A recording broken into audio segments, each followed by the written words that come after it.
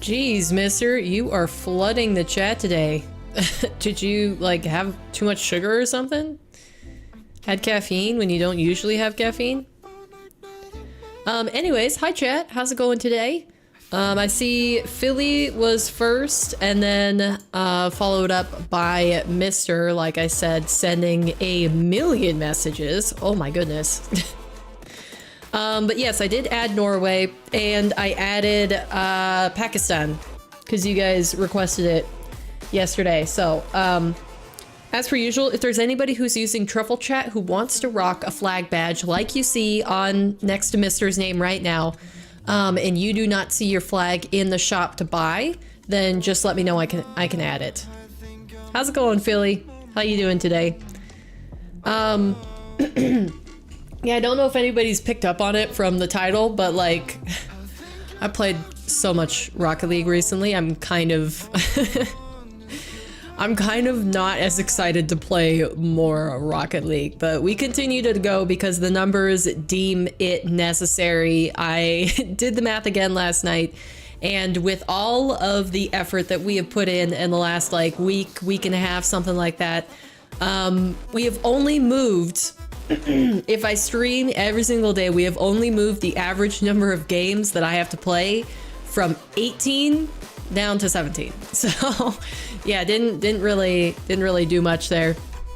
Hey Cody, how's it going? Thank you for the motivation. I appreciate it.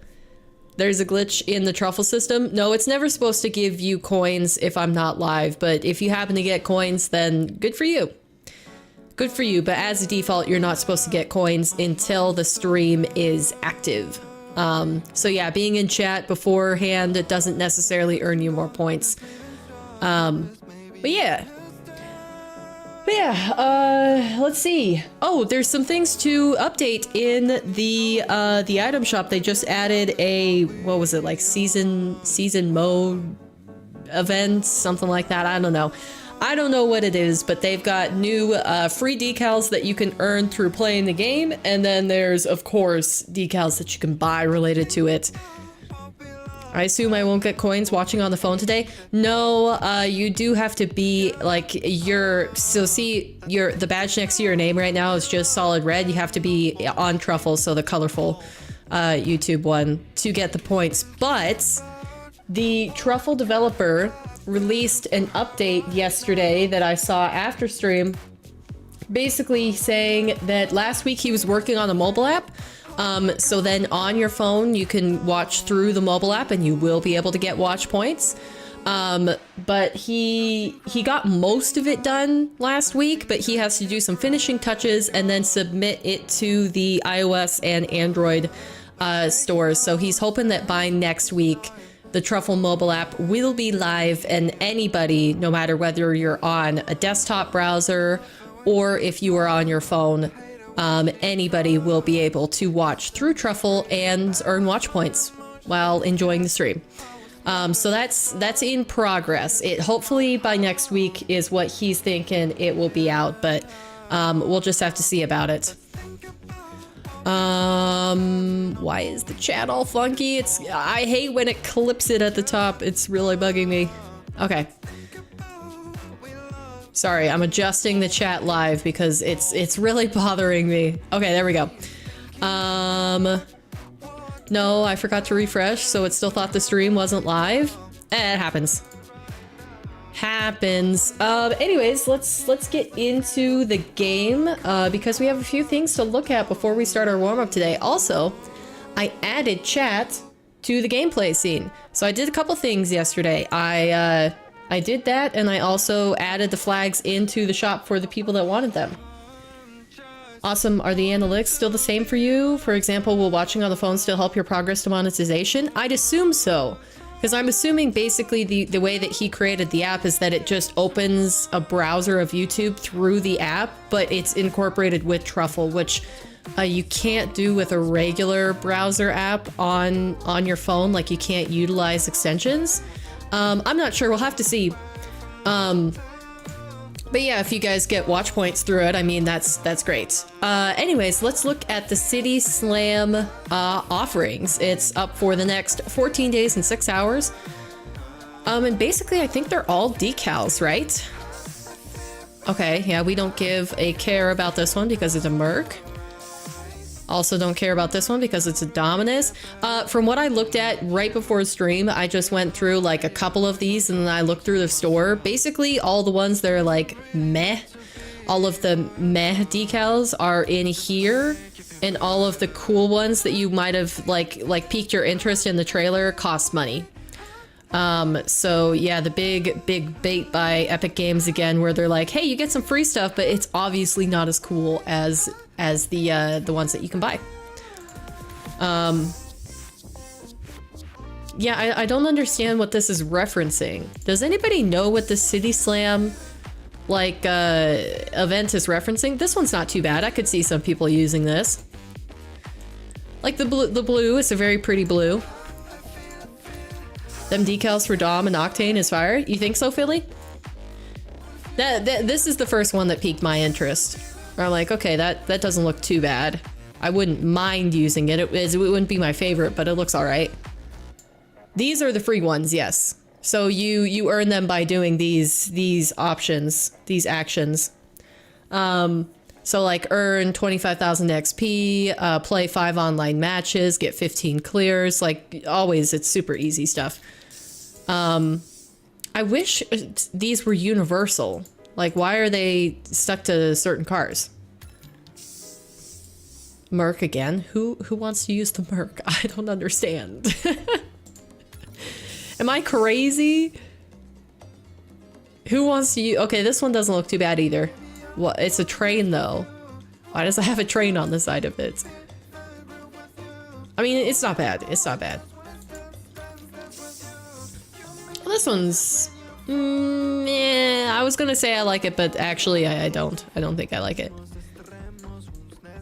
Like when I say I like it, there's ones that the design, I'm like, okay, that looks cool, but I would never use it, you know? These are good free decals. I mean, free decals are always nice. And then the last one. Yeah, I'm liking the Octane ones the most, and I don't know if it's just because it's on an Octane, and I'm like, okay, I actually use an Octane, so... You know, I'm more interested in them. Maroon and baby blue go together. Yeah. Yeah, the color scheme is pretty good. It is pretty good. I think, yeah, I'd have to say, what was it? This one? No, this one? I can't find it. I think this one is my favorite of the free ones. They don't have Fennec? No. No, because the Fennec is, it's a paid car, actually. It's not a default car. So I think they tend to, when they do these events where you get free stuff, I think they like to make all of the decals for cars that everybody has. Because imagine you earn a decal through this event for a Fennec and you don't have a Fennec. And then it's like, great, I earned a free item that I can't use because I literally do not have the car to put it on. But yeah. Yeah, so much better if it was on all cars, not just one specific one. Yeah, I don't know why sometimes they don't do universal decals. Is it just that much more work to put it on all the other cars? With all the cosmetics in game, they def get pushed to the back of the line though? Yeah. These do. They definitely do. Like, I think the one event that came out that I like the best, by the way, you can earn trophies, so you get the golden item where you can open any type of item possible. So that's big W. You can earn 5 of those by playing, what is it, 100 matches total? Which is a lot of matches. Unless I'm playing Rocket League, like it's my main game at the time, I never get all 5. Hey Bert, how's it going? I wish trading was still here. I could easily ask some random to gift me a Fennec. Yeah, you can buy a Fennec right now, mister, if you want to. It's actually in the item shop. It's with the Copenhagen.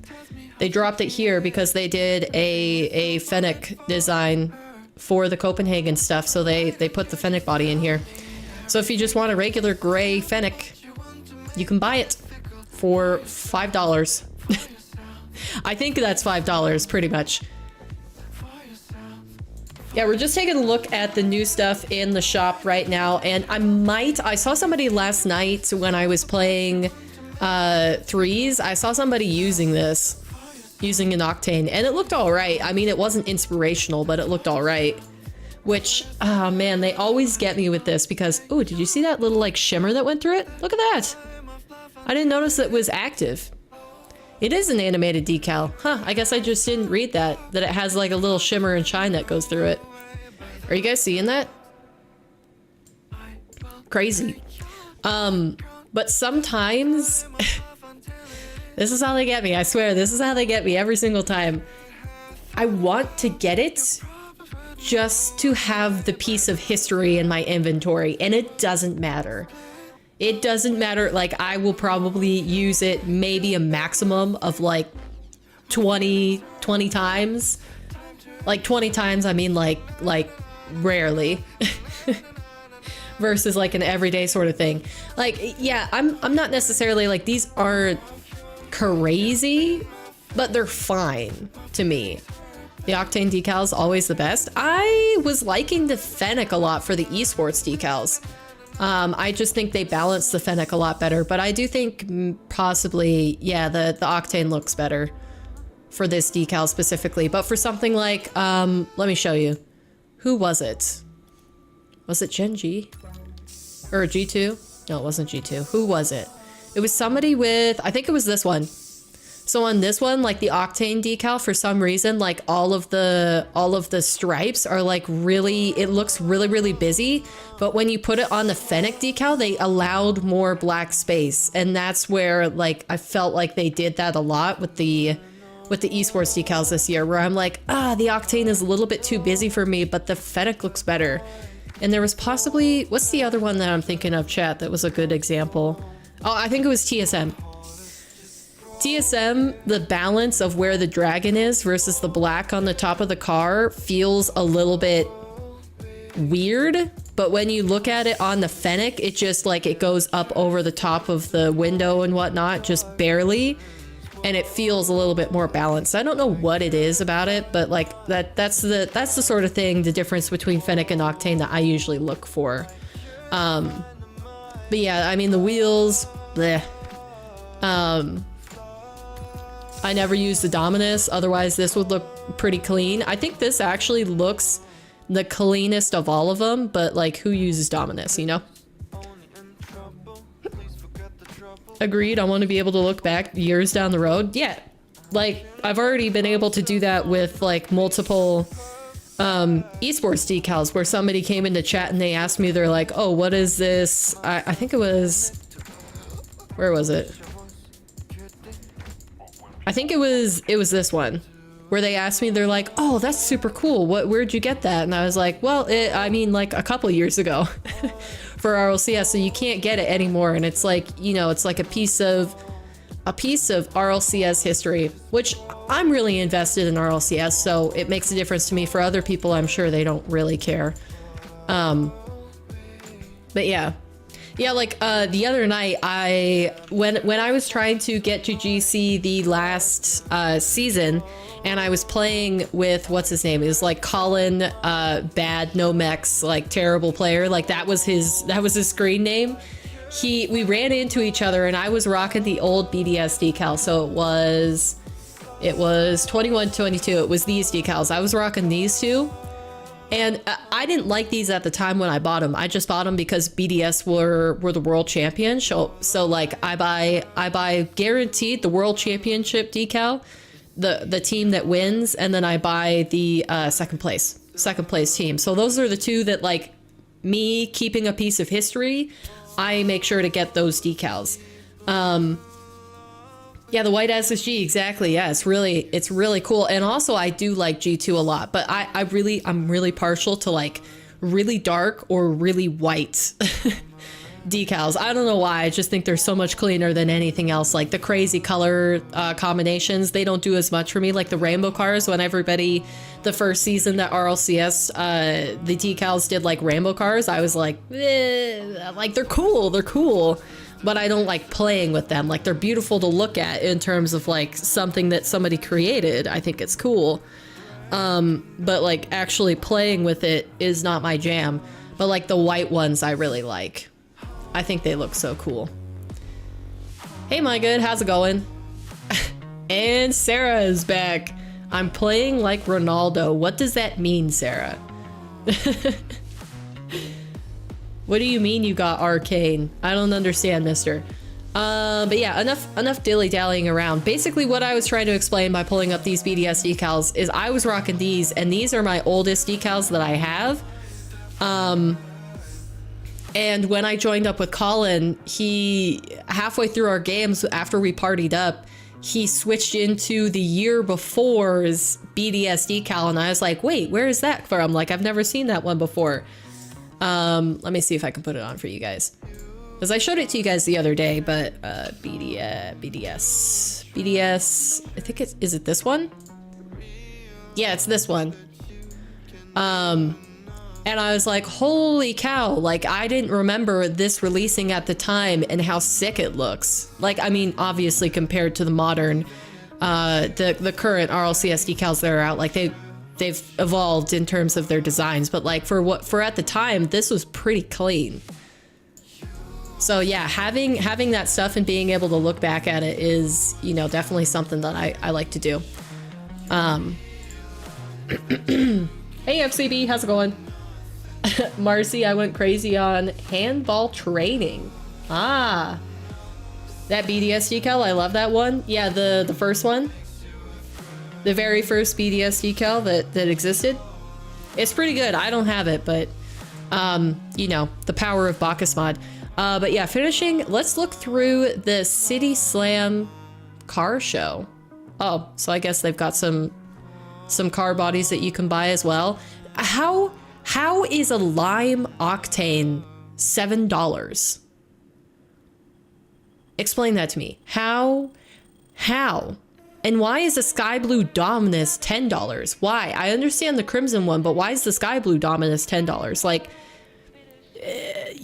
how can you spend so much money on this game for things that you can't use? Like, with how organized you are, do you know how many ones games you have in the Fennec compared to Octane for this challenge? Ooh, actually I don't. That's a good question. I haven't been keeping track of that. That'd be interesting to go back and see. I wonder if possibly there's an easy way, instead of like combing through all of the VOD hours, I can just import my, if I can import my replays somewhere and get the amount with that, like if it gives me a percentage through like ball chasing. I got 16 goals when everyone is like 1 or 2 years older than me and taller. It's because my skill is just better than the other ones that are my age. Nice. Nice, Marcy. That's awesome. Okay, anyways, let's stop messing around. Let's look at the ones that they think are good decals. Okay. Oh, so they're animated. All these ones that you can buy are animated. They don't want to give you the animated ones for free, but they'll let you buy them. Okay, that's kind of cool. What do we think of this? It has little eyes on the front. I don't mind it. My blueprints are cheaper than that? Are they? I've never checked that. Hey Modern, how's it going? Should I get my speed back to its max where I beat a 3rd grader in a race at age 5? What? What are you guys talking about? You're just coming in with random messages. What's going on? What's going on, guys? Okay, I don't think this one is too bad. I wouldn't personally rock it, but like, it looks cool. I can say that. It looks cool. A Dominus one. Hey, the colors on this are nice. Wow, that blue is really pretty. I like it. And it's just like subtle movements. Why is it glowing on the back? I guess it's like an engine or something? Interesting. I don't know, today, random day. Same haircut, same me. Oh, jeez. Yo, this is sick. Whoa. Oh my gosh, imagine they release something like this. Imagine they release this decal, but stylized for the major. Everybody would buy it. I love this. Oh my gosh, this is gorgeous. The blue is really tickling my senses. Oh, so pretty. I love these shades of blue. That's great. That is great. I wish they would update the currency for Rocket League. It seems way too expensive, especially given the amount of variance for an item. Yeah, I mean, I talk about this every time because I feel like when people see credits, they don't realize if you just buy credits with no like special, because like, let's see, let's pull up this window here. If you just buy the base amount of credits, 500 credits is $4.99. So basically 100 credits is $1. And you can get more, like the plus 30%, like if you buy a lot of credits at once, you get them at a discount. But like, to me, 100 credits is still just $1 no matter how you buy it. Like, it's gonna even out. So like, I like to say the dollar amount for people that don't realize, because I feel like, you know, the purpose of making an in-game currency that's different, that's not like a recognizable currency, like $1 or £1 or whatever you buy stuff with, is so that you don't realize how much money you're spending. And maybe you do realize it, but like it's one step removed from actually looking like money. So like it's easier for you to spend it. We're looking at the City Slam items that just got added to the game today. It's a limited time event, so you can get some free decals, which we already went over just by playing the game. And these are the ones that you can buy. It's mid. You don't like this? Oh, or you think the decal for Copenhagen is mid? The blue dragon? Yeah, I like it. I like it a lot. Dragons is awesome with that blue. Oh my gosh, I would buy this one for sure. They did good with the colors in this event. And the movement isn't too crazy. Like, this doesn't bother me. Are these clouds? I think these are clouds. Like, this one's also pretty cool too. I don't even understand what the mode is about. They said something about like season mode. Is that like in-game, the season mode? I don't quite understand what the event is referencing, but you know, a lot of people probably like this one a lot, but it's not my vibe. I mean, it's cool, but this isn't my vibe. Like, I always like to turn the car so you're looking at the back of it so that you can tell what you're actually seeing in game. Like, if we do that to this car, oh, that's a lot going on. Wait. Ah! Like, if you... This is what you'll see in game. That's a lot of movement. That could be distracting. But I still like it. But yeah, this one doesn't have hardly anything. Just a little shimmering. And I don't even have my, my settings turned up. So, like, imagine how good these look. Oh, that's pretty cool. Why is the text so... poo-poo? Like, this is such a cool design, and then you've just got like, I don't know, I have a gripe with that text. I don't think that text looks pretty. That looks like low effort text. Like, you could have stylized it better. Like, look how much they stylized this versus like, and even this one has a good style to it. But like, this just looks like they pasted something straight from Word in there. I don't know. Photography major is really critical about the cosmetics. But man, if I played on the Dominus, this would be the decal that I used. It looks sick. It's also a lot of movement on the back though. I guess maybe you get used to it. They did really good with the movement on these decals, in my opinion. Maybe some people think differently, but I think these look nice. Even the ones where I'm like, I wouldn't use it, I think they look like, stylistically, like the colors match and everything. Kodiak bear? Yeah. I mean, that's a scary looking bear.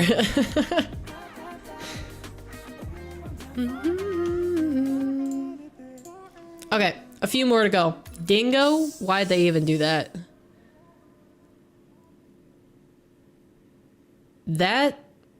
Mammoth's ears are massive. Yeah, I agree. The sky blue one is still the best of the animated decals, but I'm also partial to the Fennec. If I were to pick one that wasn't a Fennec, it would be that the Knight's Dominus.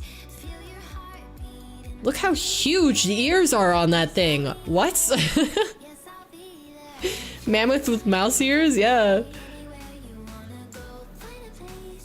This is the first one where I'm kind of like, I don't like the color scheme. Oh look, they've got a little badge right here on the mammoth.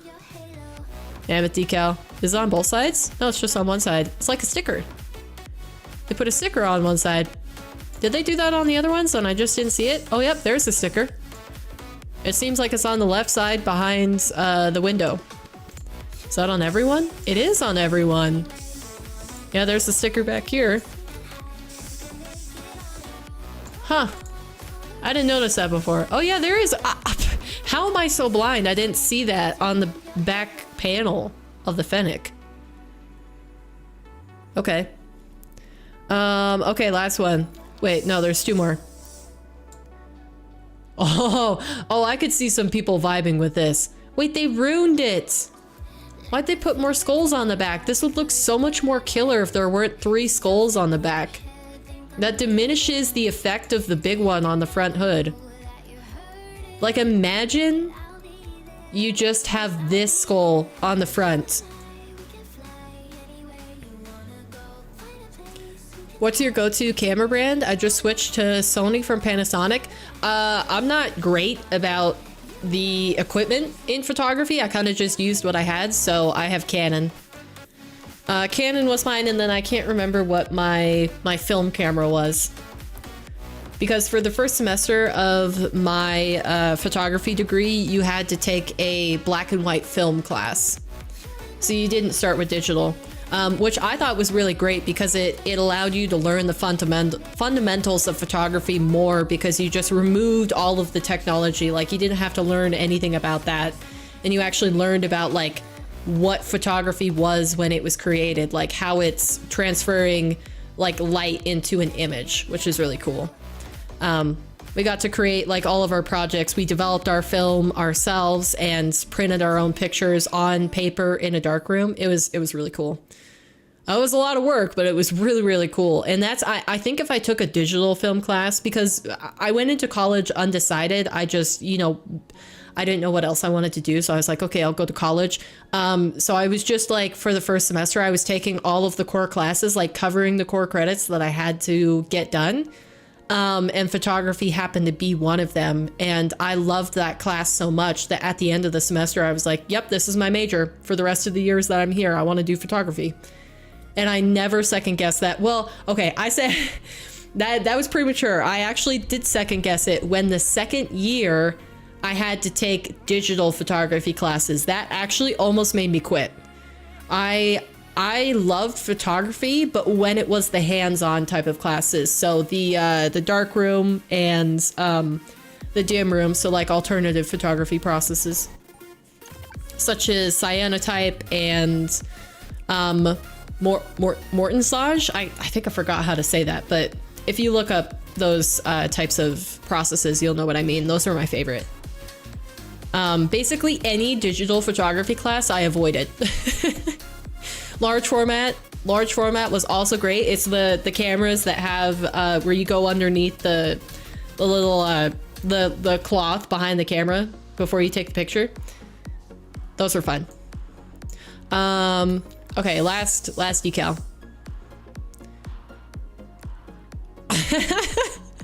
I don't even know if I could take this one seriously, but I like it. It's cool. But that mouth, man. The mouth with the spittle flying out of it? What? The eye is cold. Absolutely cold. But the mouth makes it look not as threatening.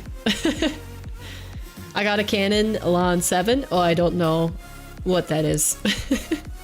Never had a chance to develop my own stuff though. It's worth it. If there is a dark room in your area, going in and trying it like a couple times is worth it, because it's a whole different vibe, but of course I do prefer art that I can touch with my hands. Digital art is great, but yeah, there's something different about creating something that you can physically hold, which I prefer. But I mean, you could do that with digital art too if you print it. But most people don't. Most people don't do that. Well, I mean, obviously the animated decals are so much more impressive and desirable than the free ones that you can get through the event. I still have to say this one is my absolute favorite. It has the strike factor. I think it looks really cool. I also just realized that the dragon snout is on the hood and the horns are above it. Are these the eyes on the side? That's not balanced right if it is. But anyways, I think it looks the coolest. If I bought any, I would probably buy this one. But yeah, you can buy all of them separately for $3 each, or you can have the entire bundle for $15. So yeah. So that's that. I think that's everything. Anybody that missed it, we'll just quickly go through the static decals really quick, which are underwhelming after looking at the animated ones. Like the color schemes are all right, but yeah, it's just they can't hold a candle to the animated ones, honestly. Like this one, I like the colors on it. I mean, I'd only ever use the Octane ones. That's also not bad, but it's just like, it's really simple. This is my favorite one of the regular decals that you can earn for free just by playing the game. I don't like that one at all. Yeah, these are really hard to get excited about after you looked at the animated ones. That dim room process is so fun. I've only done it once. Ooh, what did you do? What process did you do? Because we went through a lot of them. Gum printing? Gum printing was a lot of work. Oh my gosh, but it was cool when you finished. I really like that. Yeah, this one's not bad either. I mean, the colors are nice. It's simple. But my favorite one does have to be the Octane Kodiak. I just think, I think the baby blue, maybe I just really like blues. Hi King, how's it going? My mom's a photographer for 25 plus years. She uses Canon. I have no clue about cameras though. Yeah, if I got back into it, I would probably investigate equipment more. But when I was taking classes, when I was actually doing my photography degree, I just used what was in front of me. Like I was focusing on learning the process and like the composition, like stuff like that, rather than the equipment that I was using. But now I have a good appreciation for technology, so I would probably love investigating like the differences between all the cameras and figuring out what features I would want on certain things. I actually think I might have some photos. Would you guys like to see some of the photos I took in college? Because I might have them on my desktop. I think I downloaded those at some point.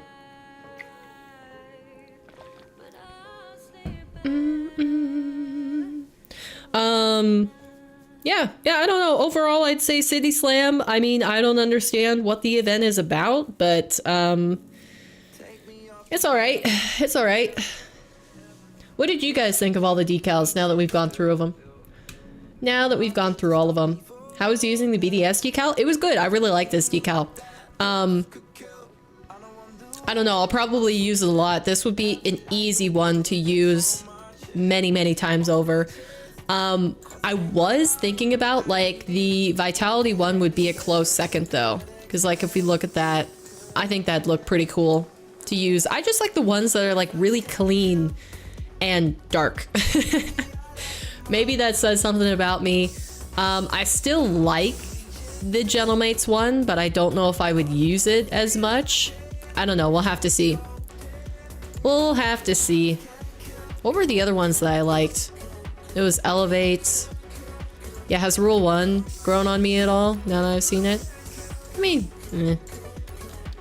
looks alright. I don't know.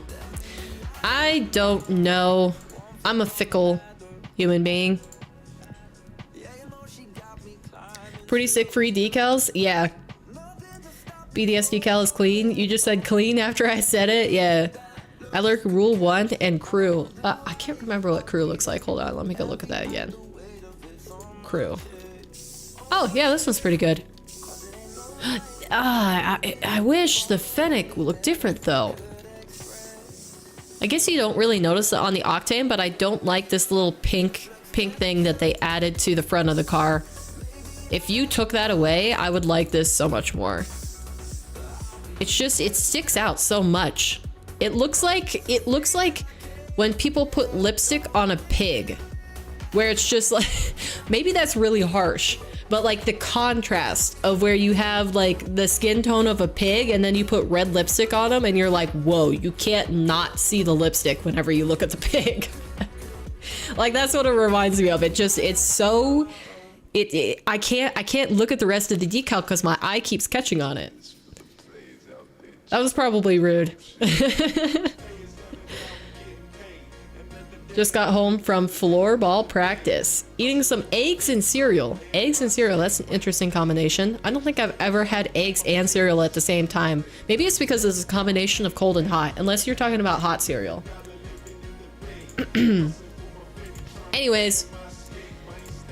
Anyways, basically what I'm doing now is avoiding playing the game because I have way too many hours in it.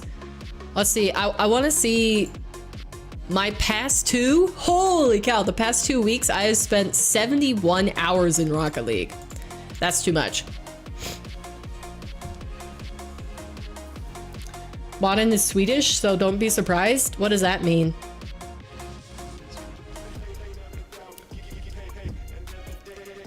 I've never heard of hot cereal before. What the? Oh, if you look up like malto oatmeal. Oatmeal is also a good example of hot cereal. I just got whatever I had in the fridge. I was super hungry. Fair, fine. I can't make fun of you for that. You make good points. Okay. All right, let's start the warm-up. Enough dilly-dallying. I think I'm really going to enjoy the RLCS watch parties because I need a break from playing the game. Like, I know I'm behind on the amount of ones games that I'm playing, and I think I am getting better about like keeping my mental, but at the same time, I need a break from Rocket League. I need a small break from playing Rocket League. I could still watch Rocket League. I'm not like burnt out on Rocket League in general. Just playing 1v1s. I also stayed up way too late last night, so I'm a little bit tired from that. Oh, oatmeal. I just thought of cereal with hot milk. Yeah, oatmeal, malto meal, cream of wheats, if you've had any of those. That's what I was thinking of when I said hot cereal. Yeah, Philly said it. Cream of wheat.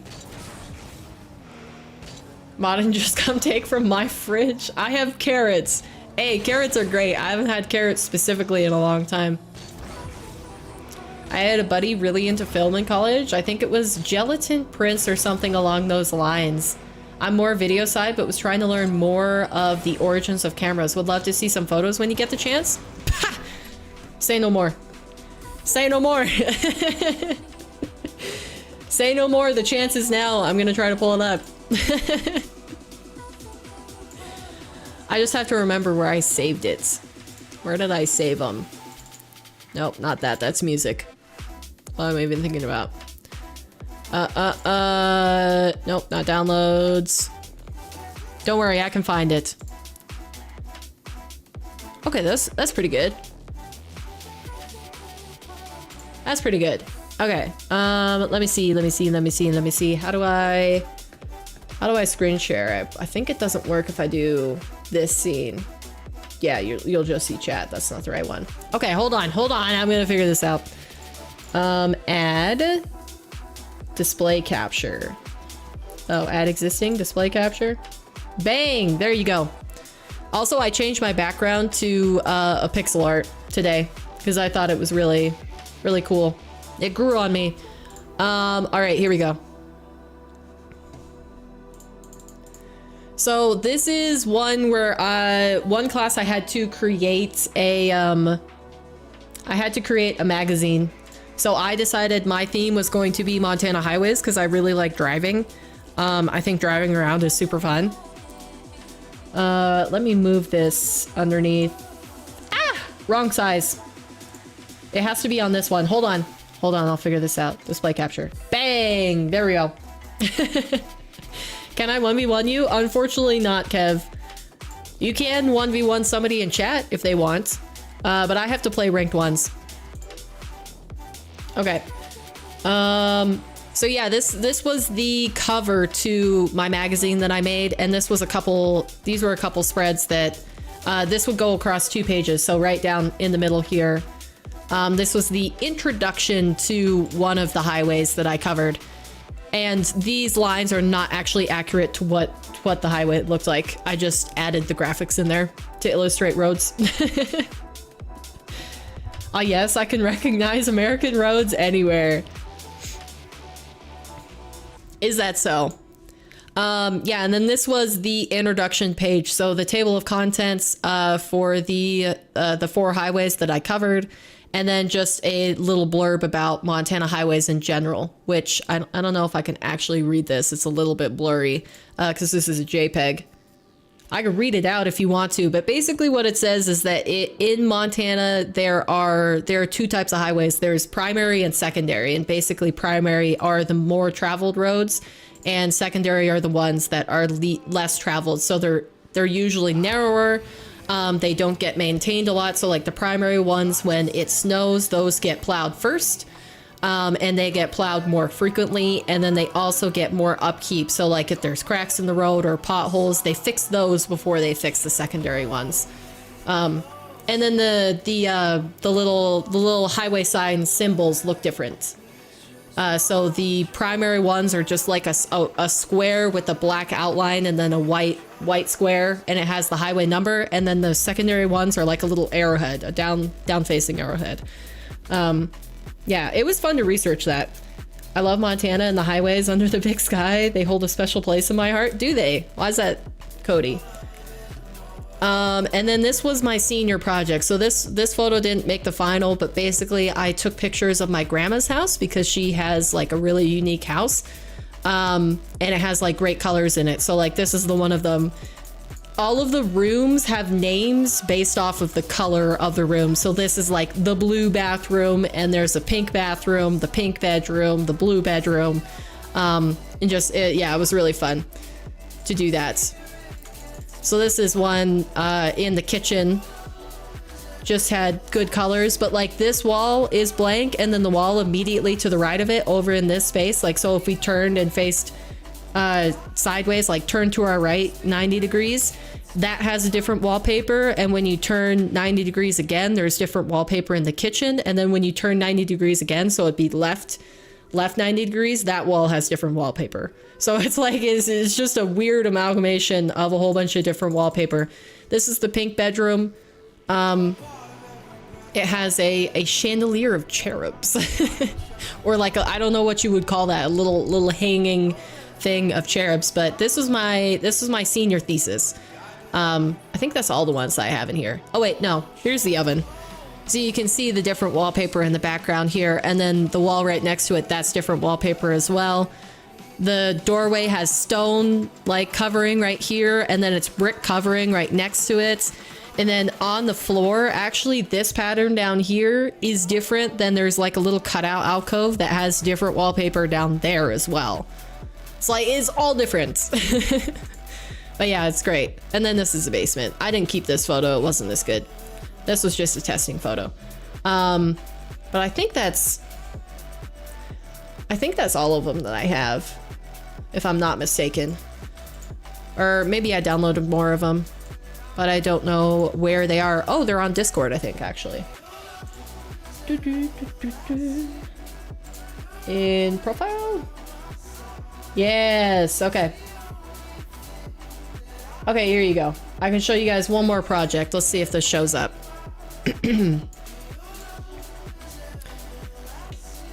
There we go.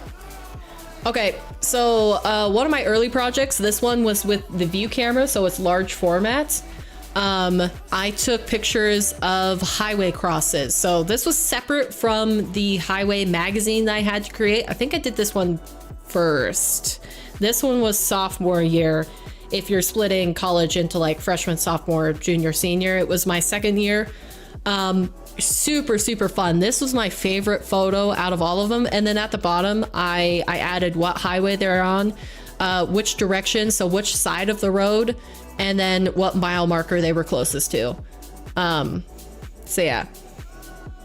I've done a lot of traveling, and when I cycled across the country, the first time I went through Montana, I learned a lot about myself in Montana. It's a really pretty landscape. The east side is just so vast because it doesn't have...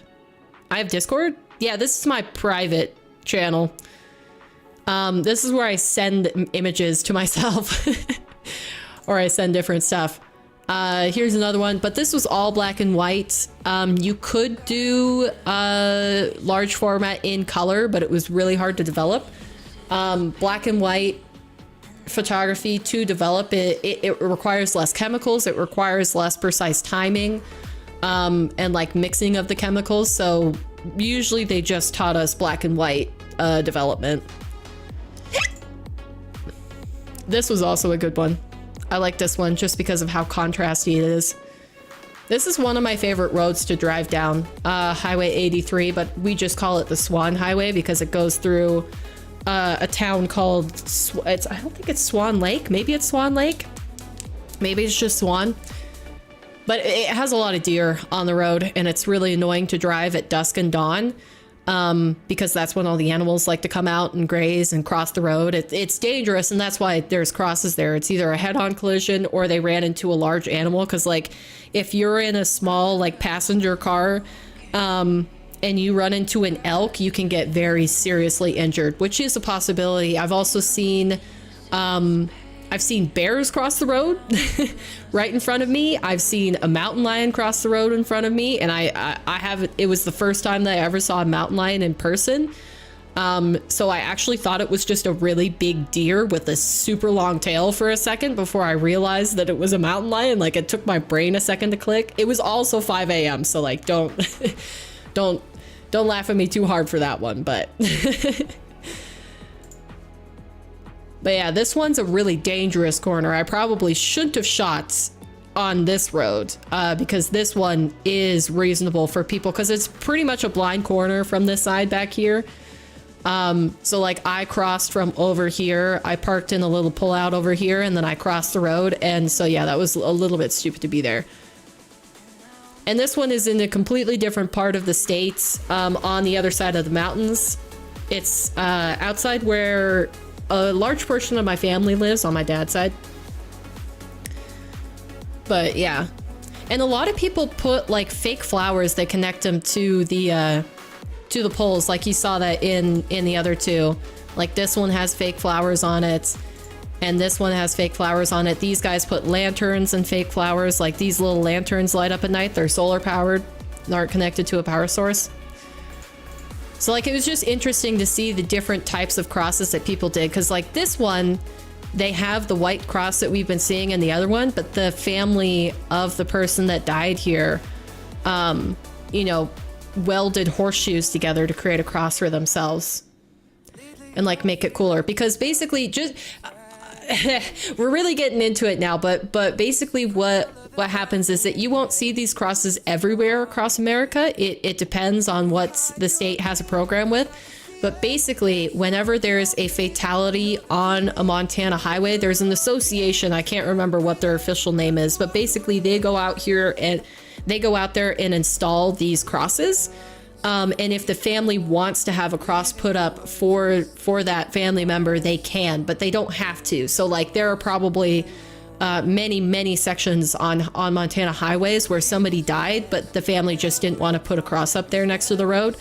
And when, like, say a highway gets rebuilt, they have the option, the association that puts the crosses up will ask the family if they want them to move the cross to a similar position on the new stretch of road. So like, technically the family member didn't die there, from the car crash, but if the family wants to, they will move it so that, like, you know, that it's still there, to honor their loved one that passed away.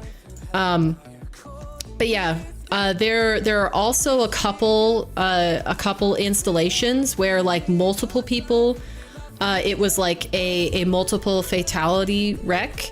And so there's like, there's collections of 2, 3 crosses on the same post, or the biggest one that I've seen was 9, where it was like a semi truck, so a tractor trailer. I don't know you guys from the other countries what you would call it, but it ran into a school bus filled with a basketball team that was headed back from a game that they were doing, and it was in the mountains. So yeah, there's one that I drive by somewhat regularly that has 9 crosses on one post, and it's all shaped into a heart.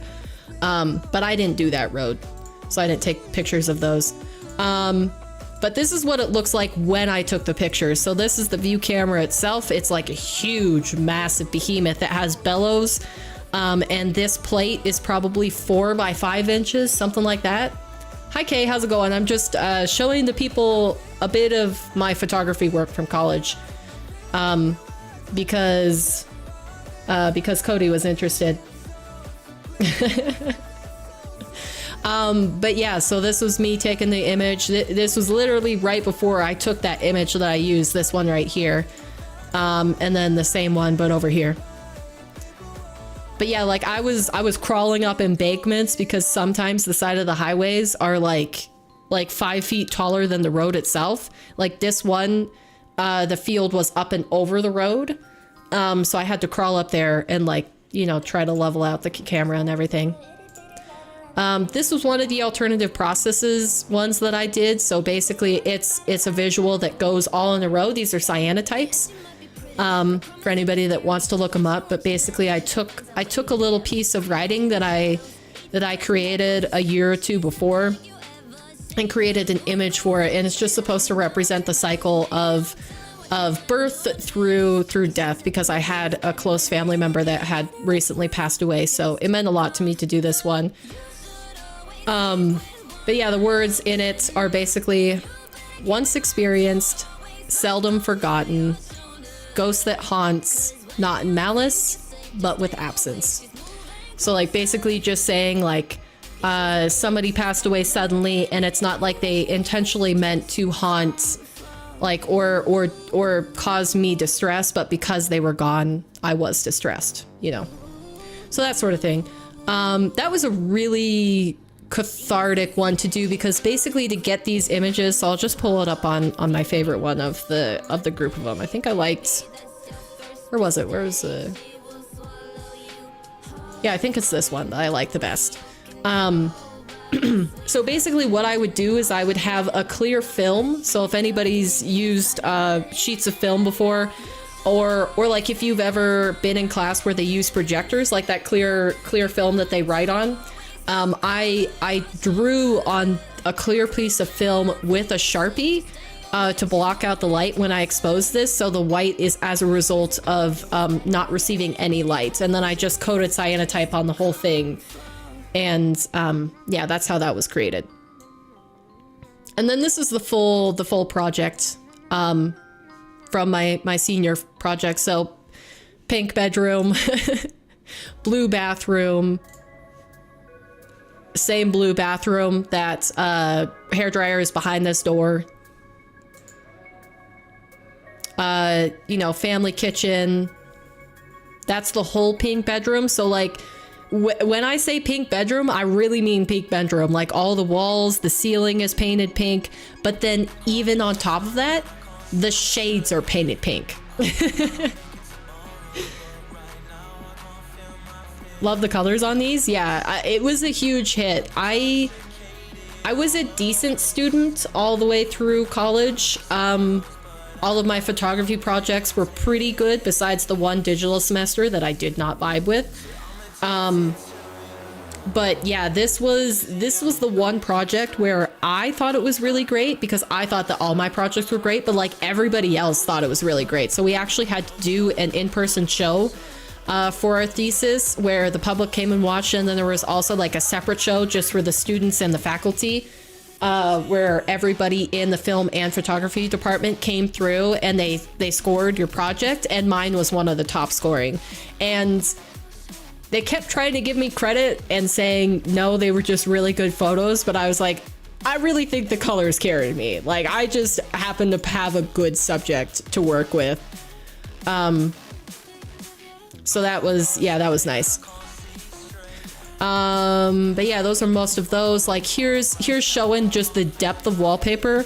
This is the laundry room wallpaper. Entryway, different wallpaper that looks like stone. And then in the kitchen itself, different wallpaper again. So many layers of wallpaper. This is the wallpaper. The chair that, this chair is sitting right to the left of this photo. So you see what I mean, where I meant that wall has different wallpaper too. But yeah, and then the blue room. There's a blue room. But there you go. That's a little bit of paper photography for you. I did a few other projects that I really liked. But yeah, that covers the majority of them that were my favorites. Let me get everything back in the right spot. Bang. Okay, and if I go to this, let me just turn off display capture so I don't accidentally show that again when I'm doing something else. These are awesome. Thank you, Cody. It was really fun. The thing is that, like, since I did that, I haven't done another photography project since I graduated. Well, I did some family shoots where we had like gatherings and people were like, yeah, it's Rocket League time. Sorry. That was a big detour, but we're Rocket League time. But yeah, I haven't really done any projects since then, which it kind of follows with most of my creative endeavors. Like, I didn't take photography in college so that I could make a job out of it. I just really enjoyed learning it. And it was fine because the summer job that I worked, I managed to pay for all of my college. So like, I didn't come out of it with debt. I went to an in-state school. So I had like the lesson tuition, which was still a lot. It was like, the photography program had extra fees because, you know, they have to upkeep the facility, the dark room, the dim room, that sort of stuff.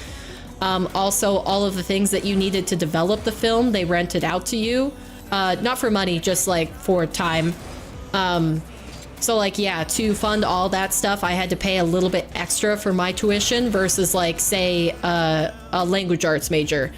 Like a writing major or something, they probably had less fees than I did just by nature of what they were pursuing.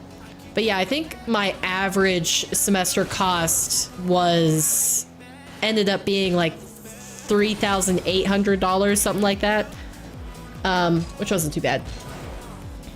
It was worth it. Thank you. Thanks for sharing, of course.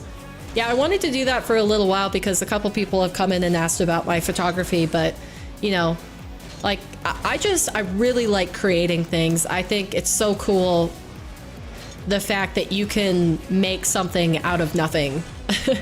And photography was really great because I didn't even need to learn how to represent things. Like I would love to learn how to draw or do digital art or whatnot, but the fact that I could just like take an instrument or take a piece of technology and capture what was around me and then manipulate that if I so pleased, like that was really fun. I enjoyed it a lot. What are you guys talking about? Should I learn speed flip or can I just keep my delayed kickoffs? It depends what your goal with Rocket League is, mister.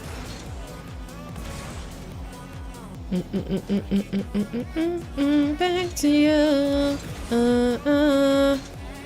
Yeah, I mean, I think it depends what your goals are. If you don't care to get higher than like champ or maybe low GC, you never have to learn speed flips. But if eventually you want to get better than that, and not just play for fun, you want to compete or improve, then I would say, yeah, learning speed flips is worth your time. Because it doesn't actually take that much time, it just takes a while to get consistent at. Like, actually learning how to do it and getting a few isn't hard, but like what I'm spending most of my time on these days is actually just executing it properly.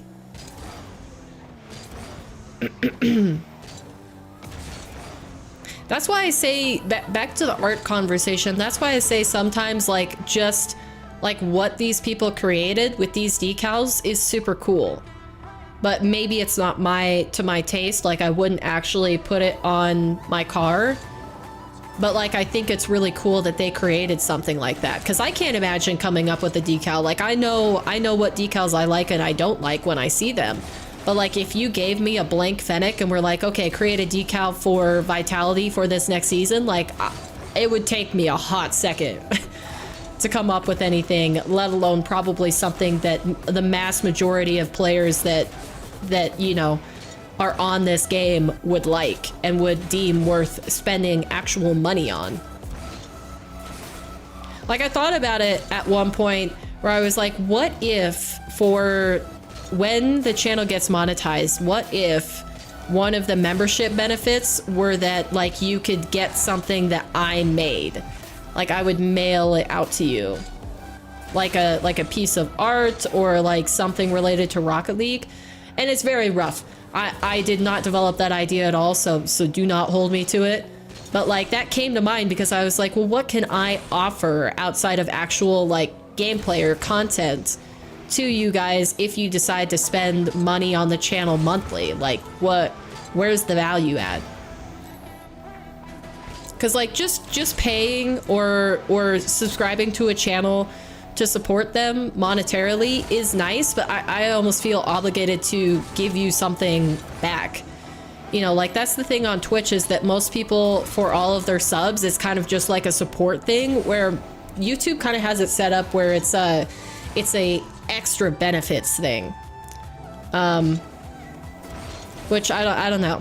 Is something else to think about. What would you guys like? If the channel becomes monetized and you can purchase like a monthly subscription, would you like private streams for just members where we can play games like queue private matches together? Or would you like to see me play other games like Apex Legends or Dead by Daylight or like horror games because I'm a massive chicken? Like what sort of exclusive stuff would you guys look for if you purchased a membership to the channel monthly?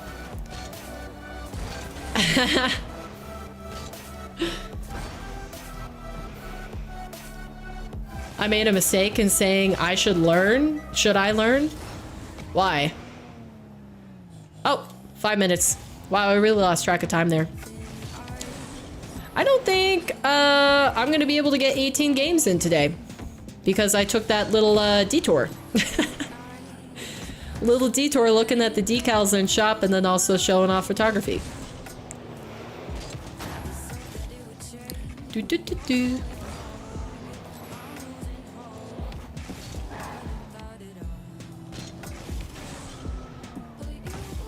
Bang. Private matches between each other would be fun, but that would be worth spending money monthly for. Because like sometimes we do it at the end of streams. I mean, I haven't lately because I'm so behind on 1v1. I kind of just need to like play 1v1 all the time. But like you would be fine like having that be a perk if you're a member to the channel. Because like basically, for anybody who doesn't realize what I'm talking about, if you've been on Twitch before, YouTube is to just follow the channel is a sub, and to actually support them monthly with like say like Twitch's default sub is $4.99. If you paid $4.99 to support a Twitch channel, that's what memberships are to YouTube. But like YouTube basically has it set up so that you can get extra perks with those memberships.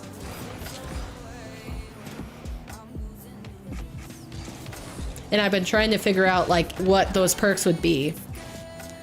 And of course, what you could create multiple tiers for it. So like I think some people or most of the people on YouTube create like a base tier that's 99 cents. a month.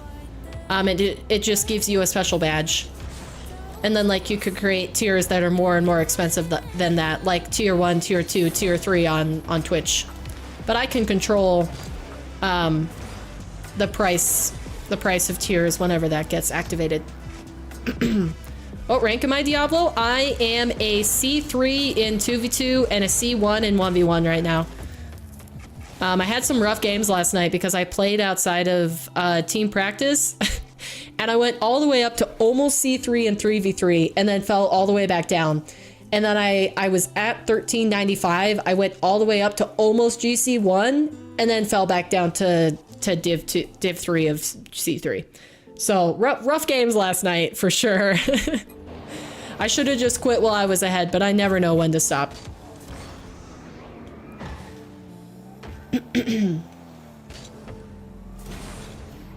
I don't know, I'll admit that I won't be paying any monthly money. Is tight right now with this economy. Oh yeah, no, totally. That's why I've been excited to create some stuff with Truffle, because like I know, me myself, I'm trying not to spend any money right now because I haven't earned anything in a while and I'm just living off of savings. So like I would be in the same position as UK. I can't support any channels. Like the only thing that I get on Twitch is a Prime sub because I have an Amazon Prime account that I keep saying I should cancel, but then I never cancel it. So yeah, like I don't have any subs to other channels because I can't spend that money. So that's what Truffle is for. So you guys can buy things through watch points and still show that you support the channel, but it doesn't have to be monetarily. It can just be with watch time. That's what the VI pencil is for. I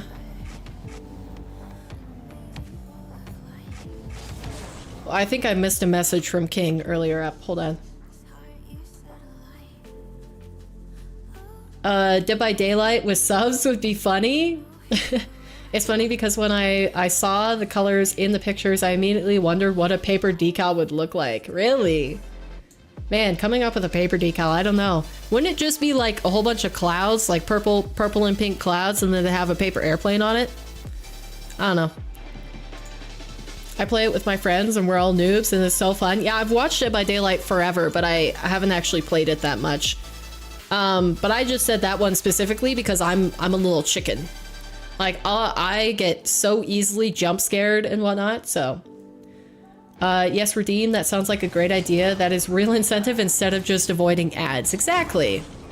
Like, I think YouTube has set up most of their creator economy in a way that actually benefits both the viewer and the creator. Like, you know, good content gets rewarded, and whenever you pay for content specifically, like usually you don't have to set it up, I don't think, but like it's kind of implied that you would give your subs extra benefits. And some people do it on Twitch, but like I don't think near as much as they would probably feel like they needed to do it on YouTube. But there is a function where when I get monetized, I can set it up so that I can have subscriber only streams and then I can have membership only streams. So like if you guys aren't paying a monthly subscription to the channel, you literally wouldn't see the stream. Like it wouldn't be visible in your feed.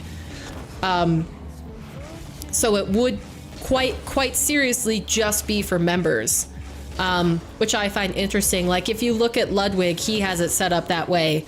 And he's kind of, if you haven't picked up on it by now, he's kind of the creator that I look to for like how he's doing stuff. And I pull ideas from him or think, you know, oh, that wouldn't work for me, but maybe I could do it this way.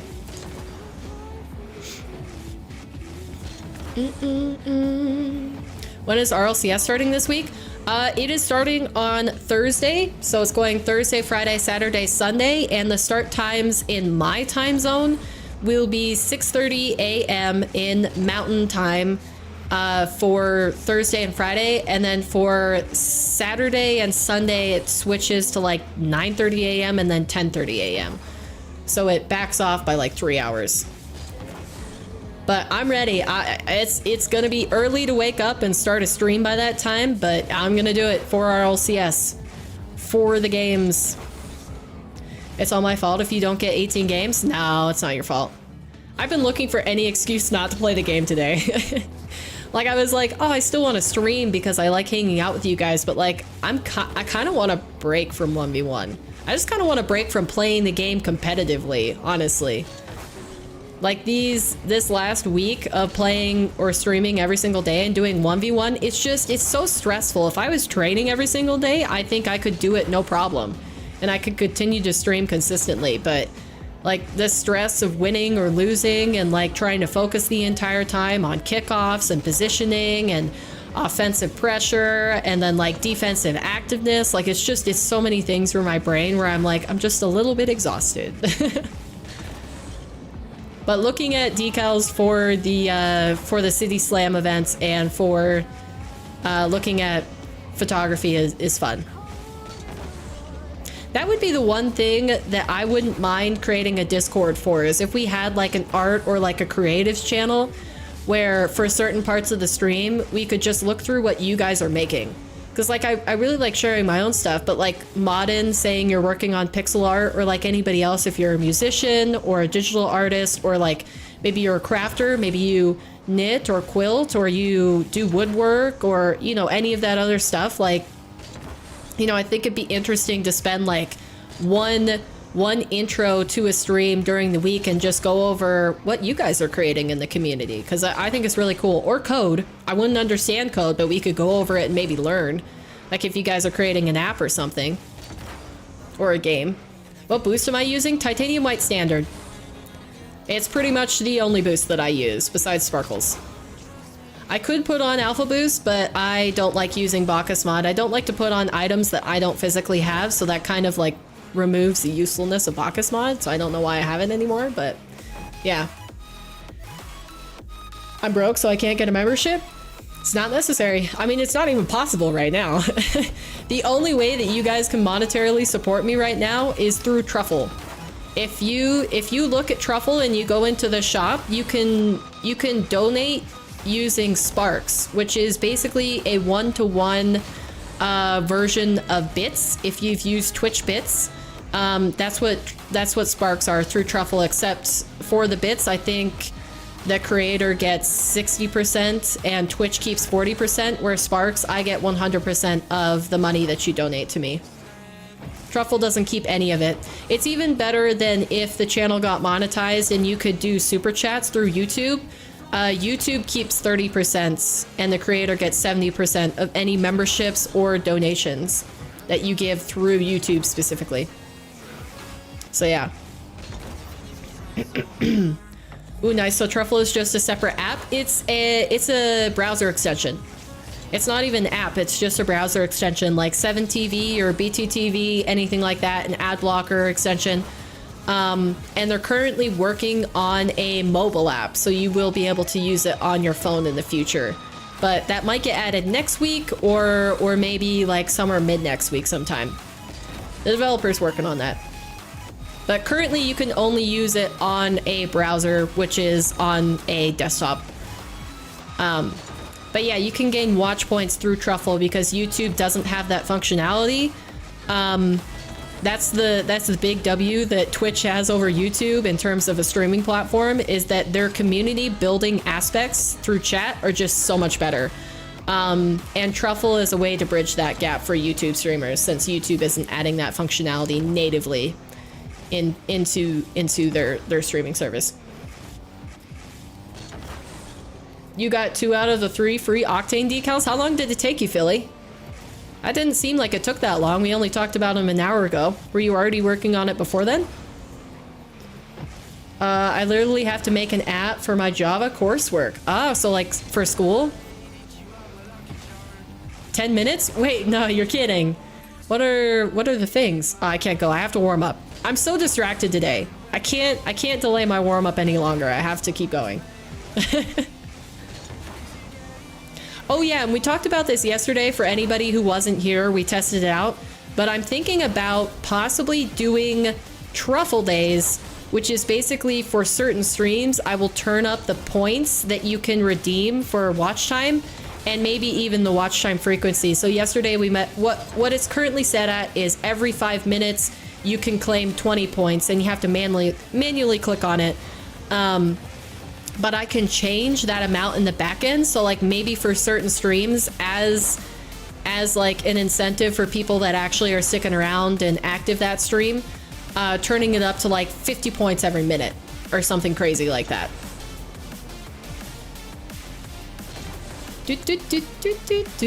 I'm just in autopilot right now in terms of this shooting practice. No wonder I'm not hitting my open nets recently. I'm not even trying to aim. I'm just like launching my car into the ball, and if it works, it works. Gotta make an app for my university to search up your schedule, uni news, etc. Ooh, that sounds cool. Do you like coding? Is that like what you're passionate about? Do you like creating stuff? Because I know you made the auto redeem, right? That was you, King, where you made it so that you can auto claim points without having to click on it. Which I hope they add to native truffle. A lot of people upvoted that in the truffle Discord server, but they have yet to add it, as far as I know. Where they want a way for points to auto claim, and then maybe still have like the manual clicking to give you guys more points. But yeah, I like the idea of an artwork Discord. Trading passage would be cool and healthy. Yeah, like it might be crazy. I know this might be wild for you guys to hear, but Rocket League is not my only passion, and it wasn't my first passion. I have a lot of background outside of Rocket League. Although you mainly just know me for Rocket League. So I like to learn about like what other people like outside of Rocket League. Like it happens in stages. First, when I discover that, like, when we meet on Rocket League, I'm like, okay, what do you like about Rocket League? Are you a 1v1 player? Do you like 2s, 3s, extra modes? Are you a casual main? And then I start to extend a little bit further each step. So I'm like, oh, do you play any other games? Like, what kinds of other games do you like? And I'm like, oh, what do you do besides gaming? What are your other hobbies? What do you do for work? What's your interest in that area? Oh, this is your background in schooling? That's nice to know. What did you like when you were in high school or as a kid? Did you like art classes? Did you like library time? Were you a sports kid through and through? Like it just develops more and more and more. Yeah, it was the best career choice that I actually liked. You know, I'm so envious of anybody who at an age that is like 18 or like 18 to 25 knows without a doubt what they want to pursue, because that was always my problem. Throughout school and growing up and everything, I kind of just like took life as it came, and I didn't necessarily know what I wanted to pursue, like it career-wise. I always just stole career ideas from like family or friends, where it was like, oh yeah, I want to be an engineer. I'm like, okay, yeah, what would it take to be an engineer? And then I would pretend to like investigate that path, because we had one class in high school where we had to basically plan going to college and everything, or if you knew for sure that you didn't want to go to college, I think the teacher allowed people to look up like trade jobs. So like training to be an electrician or a plumber or stuff like that. And yeah, I never knew what to do for that, because I was like, I have absolutely zero clue. Like, you could give me 10 different options and I would still say like, yeah, 5 of them sound okay, but I just don't know. So for that class, I stole what my older sister wanted to do, which was become a veterinarian. So I learned a little bit about what schools are best to go to as a veterinarian, what the schooling would actually cost, which is a lot of money. The answer to that is a lot. And so forth. First decal, second decal, 3 games. First decal, 1 game. Second decal, 3 games. Oh. Time to go. I wanted to go into coding since I was 13. Wow. That's nice. That is nice. Let me out of school. Let me make work. I need 50K to get my car. Oh, man. Money is such an interesting thing. It dictates a lot of how we live. and what people pursue. It's crazy. Crazy to think about. Oh, it's time to switch and I didn't realize again. I'm doing so well today.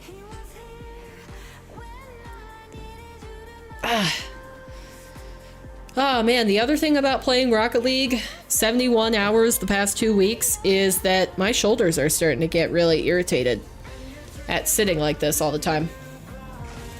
Okay. Man, only an hour and 20 minutes into stream, but I am about finished with my warm-up. Oh, geez. Usually you can tune in an hour and I'm already starting my ranked games. This is crazy. This is heart robbery.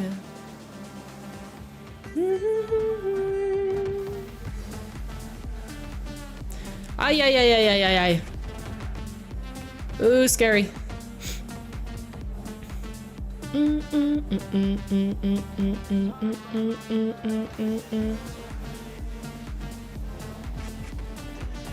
Nice. Yo, I haven't dropped the ball yet. That's okay. Now I'm gonna drop the ball now that I said that. For sure, I'm gonna toss it.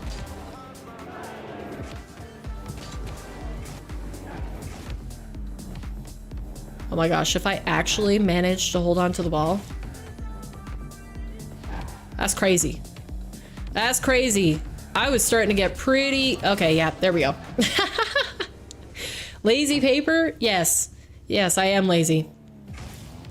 Hey, I think everybody by their nature is lazy, and that's what forces humans to innovate. If you think about most of the technology that's been invented, it's so that the human has to work less. Which has created some pretty cool stuff. In my humble opinion, that is.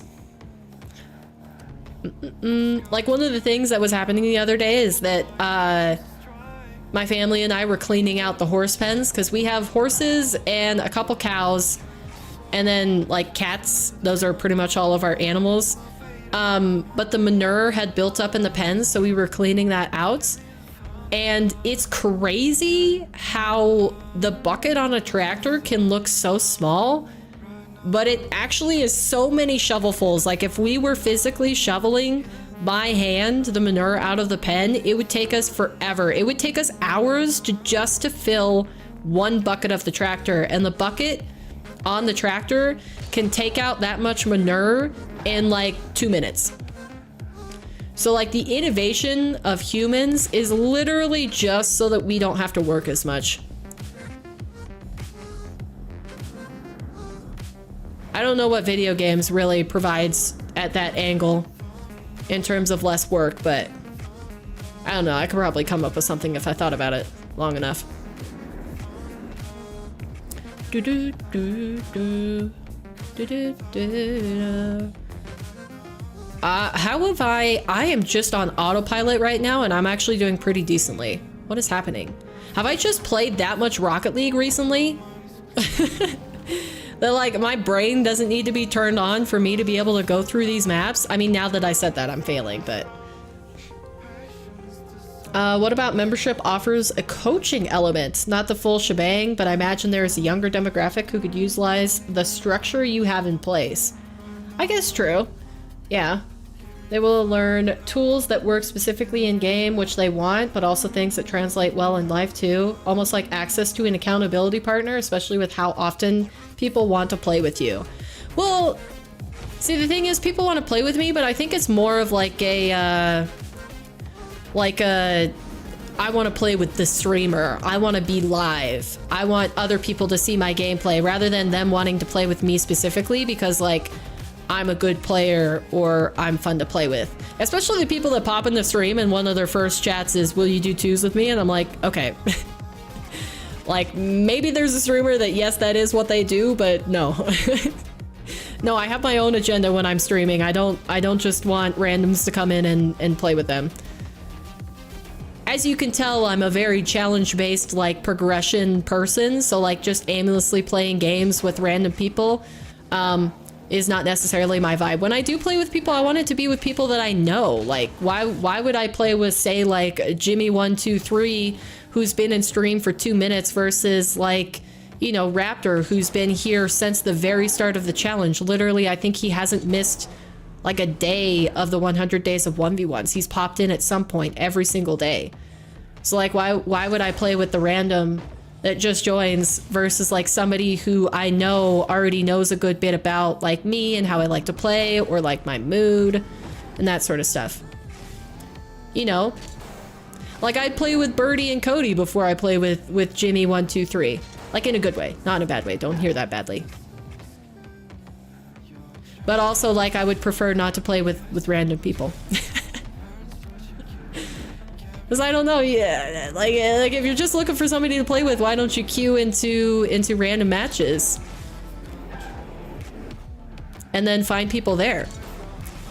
Like, pretty much all of the friends that I've made on Rocket League outside of my women's team, I met because I was just playing, like, ranked or casual.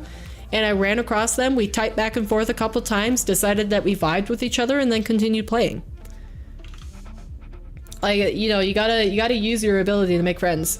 But that is a decent idea, Cody. I'll toss that around. I'll see if maybe, like, I could put replay reviews or something on there. And then for most of the membership stuff, besides like separate streams where I play other games, or like we just have community nights, that sort of thing, I probably would feel bad if I only made it accessible through a monetary membership. So I'd probably create like an equal version of it that you can get through watch points and truffle. What about me? Oh yeah, FCB, I could toss you in there too. But like, see, that's what I'm saying, is that even the people who have been in here like forever, like I often don't play with you guys unless it's just open to all of the community. Like, man, if I had to play with everybody, because like what you do for one, you should maybe do for all, like, or at least make available to all. And like, imagine if I played with Raptor one day and then they're like, hey, you didn't play with me, like why wouldn't you Q2s with me? And then I have to play with them, and then it goes on and on and on and on, and there's an endless amount of people that I would be queuing with, and I would never be able to do my challenges or improve with the game. I don't know, I'm digging myself into a verbal hole, so let me just stop that. I don't want to make anybody feel like I'm insulting them. Like that random yesterday, where is he now? Oh yeah, he got the booty boot. Exactly, Bert. Exactly. See, like, I think that's just a good life lesson, in that you should never go into something asking. Like, if you give first or you participate first, that is such a better way to get what you want, rather than just immediately demanding something of somebody, because it puts a bad taste in your mouth. Yeah, there's some people who are generous and they're like, okay, yeah, I'll give it a listen, but in general, you should strive to make yourself incorporated in a community before you have an ask, or provide something first. And that works for like business. So like if you're trying to go up the ladder at your work, like, don't just say, hey, I need a pay raise. Like, you know, give something extra. Say, like, if you're a cashier, tidy up the shelves when you have a free minute, or, be extra nice to customers, or like, make true conversation with people when you're checking them out, that sort of thing. And then ask for what you want. Like provide value before you just demand something. I don't know. I'm thinking I'm making good points today, but I can't quite explain them properly, so apologies if that's a little bit lacking. Yeah. Okay, this level. I'm on autopilot, but I'm gonna pass this before I queue any games. All right, level 8. You are going down. Come on. Yep, timing, correct. Good. Okay, controlled, cool, calm, and collected.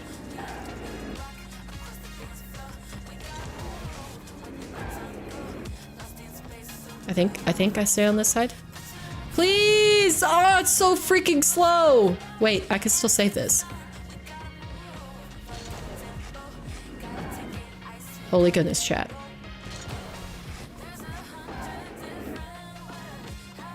Don't hit me. Don't hit me. Oh my gosh. Are you not impressed? Are you not impressed, chat, that I saved that? I did a little loop-de-loop and came back at it again.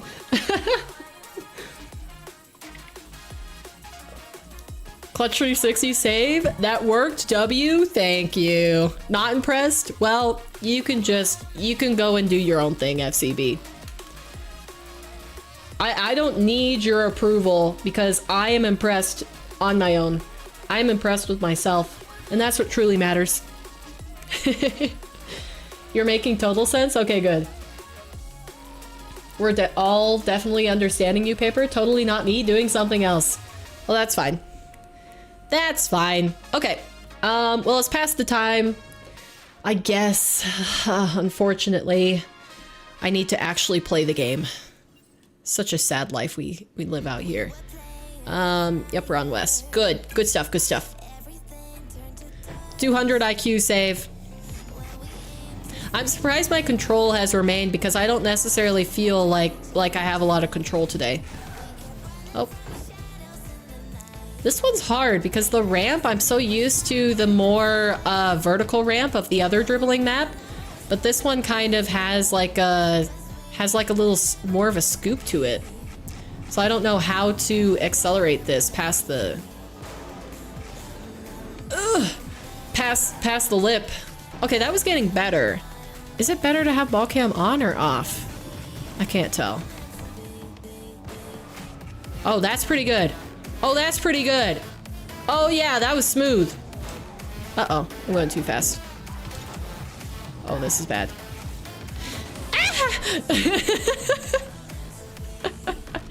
Ah, shoot. I need a flip reset pogo. Eventually, I'm gonna make you eat those words, FCB. Because I'm gonna be able to do that. Mark my words. Oh, that's terrible. Okay, needs to be an empty jump. Uh-oh, this is little. I didn't need that! It's too fast. Now we hear you loud and clear. Also realize I'm so delayed on the phone right now. Might be no problem, Cody. 10 years? Nah, it's gonna be less than that. It's gonna be less than that. Wait until you see me find the optimal training or like improvement routine for like what I need to play. If it's 1v1, 2v2, what amount of training I would need to do, that sort of thing. And you will be surprised. See, like, I almost enjoy doing the workshop maps instead of playing the game. Because then I can talk to you guys more. I can read chat more regularly. Wow, that felt really fast. Anybody else get like visual whiplash from being in training going like super slow to like all of a sudden in a game? My brain can't keep up. No shot, my one clip has more views than my Cars edit. I put 0 effort into that. That tells you that the content that you create first has to be desirable. Like maybe your Cars edit is better, but maybe nobody wants to see a Cars edit and they just want to see a clip. Like if I were going for maximum views, I would not be, like even just gaming wise, I would not be playing Rocket League. I would be playing a different game. Because like I will never get as many views with the best clip in Rocket League as I do with like, say something like League of Legends. So you gotta pick your content. Wah! Okay, we're good. Recovered. It got 1.9k past my Cars edit. Oh, it got 2k. Gotcha.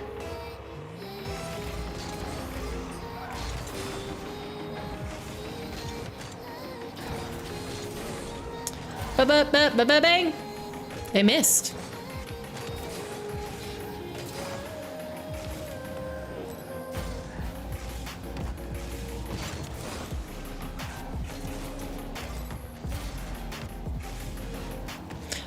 I wanted him to own goal.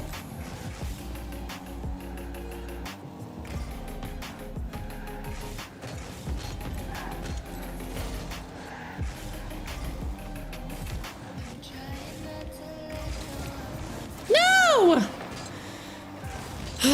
This is already so much more stressful than than workshop maps. Why am I playing this, chat? Why?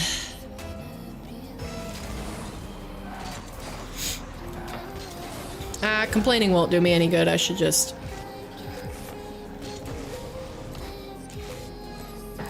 Let's see what he's doing. Okay. I don't know how he hit me there. He was completely away from my car. I just... I'm too lazy. I don't want to try. Stop complaining. I just need to keep telling myself that. Complaining does me no good.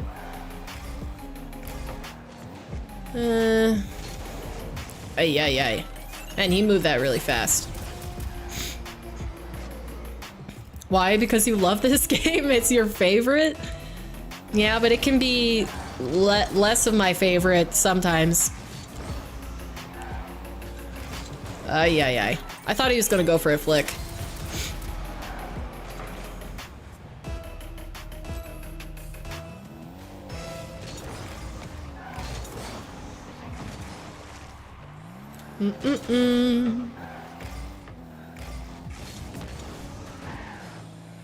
Da. Just gonna go up early because I can. Wait, that's still in front of the nets? How didn't I hit that out more?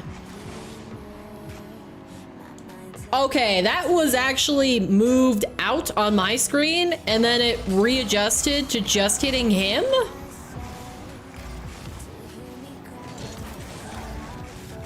Aww. Like, why am I here? Get me out of here. I don't want to play against somebody that's trying. My mental is not good today for 1v1.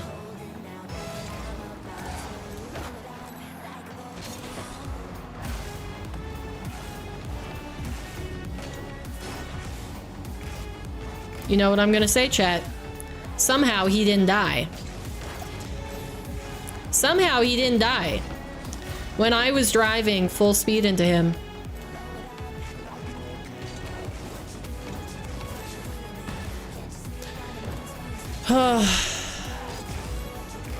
Us having so much more fun talking about photography. Please, wait!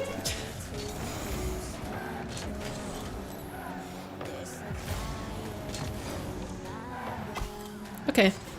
Thank goodness that went in. I'm just gonna have to half flip the other way because I am messing up my half flips way too much. Like, I could have had a goal the first time and not just even messed with any of that other stuff. Great.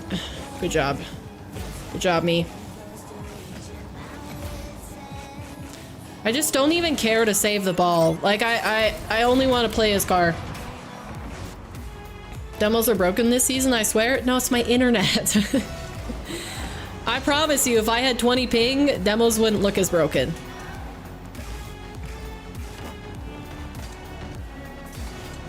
Also, my touches on him would actually register.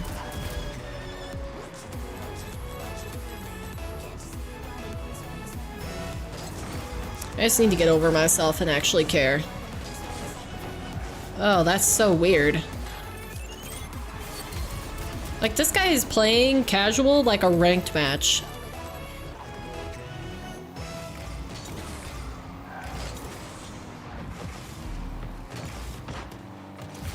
Like, he's staying on the ball. I missed. He's staying on the ball. He's keeping possession.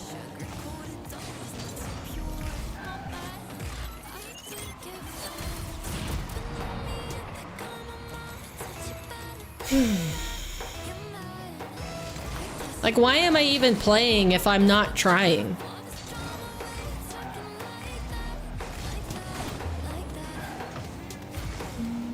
Are you gonna spend the night talking?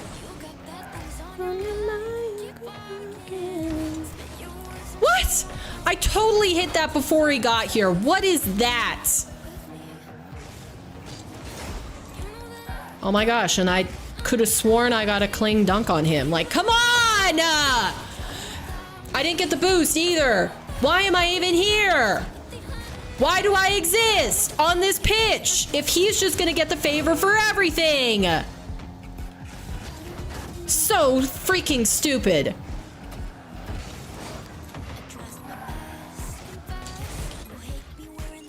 Get me out of here. Get me out of here. I don't want to be here anymore. That makes me enraged. I don't know if I can play comp today. Like, I just can't deal with the BS. What should I do? The path? Let's do the path. Not paper FFing? Yes. Yes, I'm FFing. I am forfeiting. Oh great, did the game crash? Okay. I just can't I can't deal with people that want to try today because I don't want to try. Get ready for this. Get ready for this. I just want to chill and chat. I don't want to try hard. Yes, I'm pouting. Maybe I will change my mind.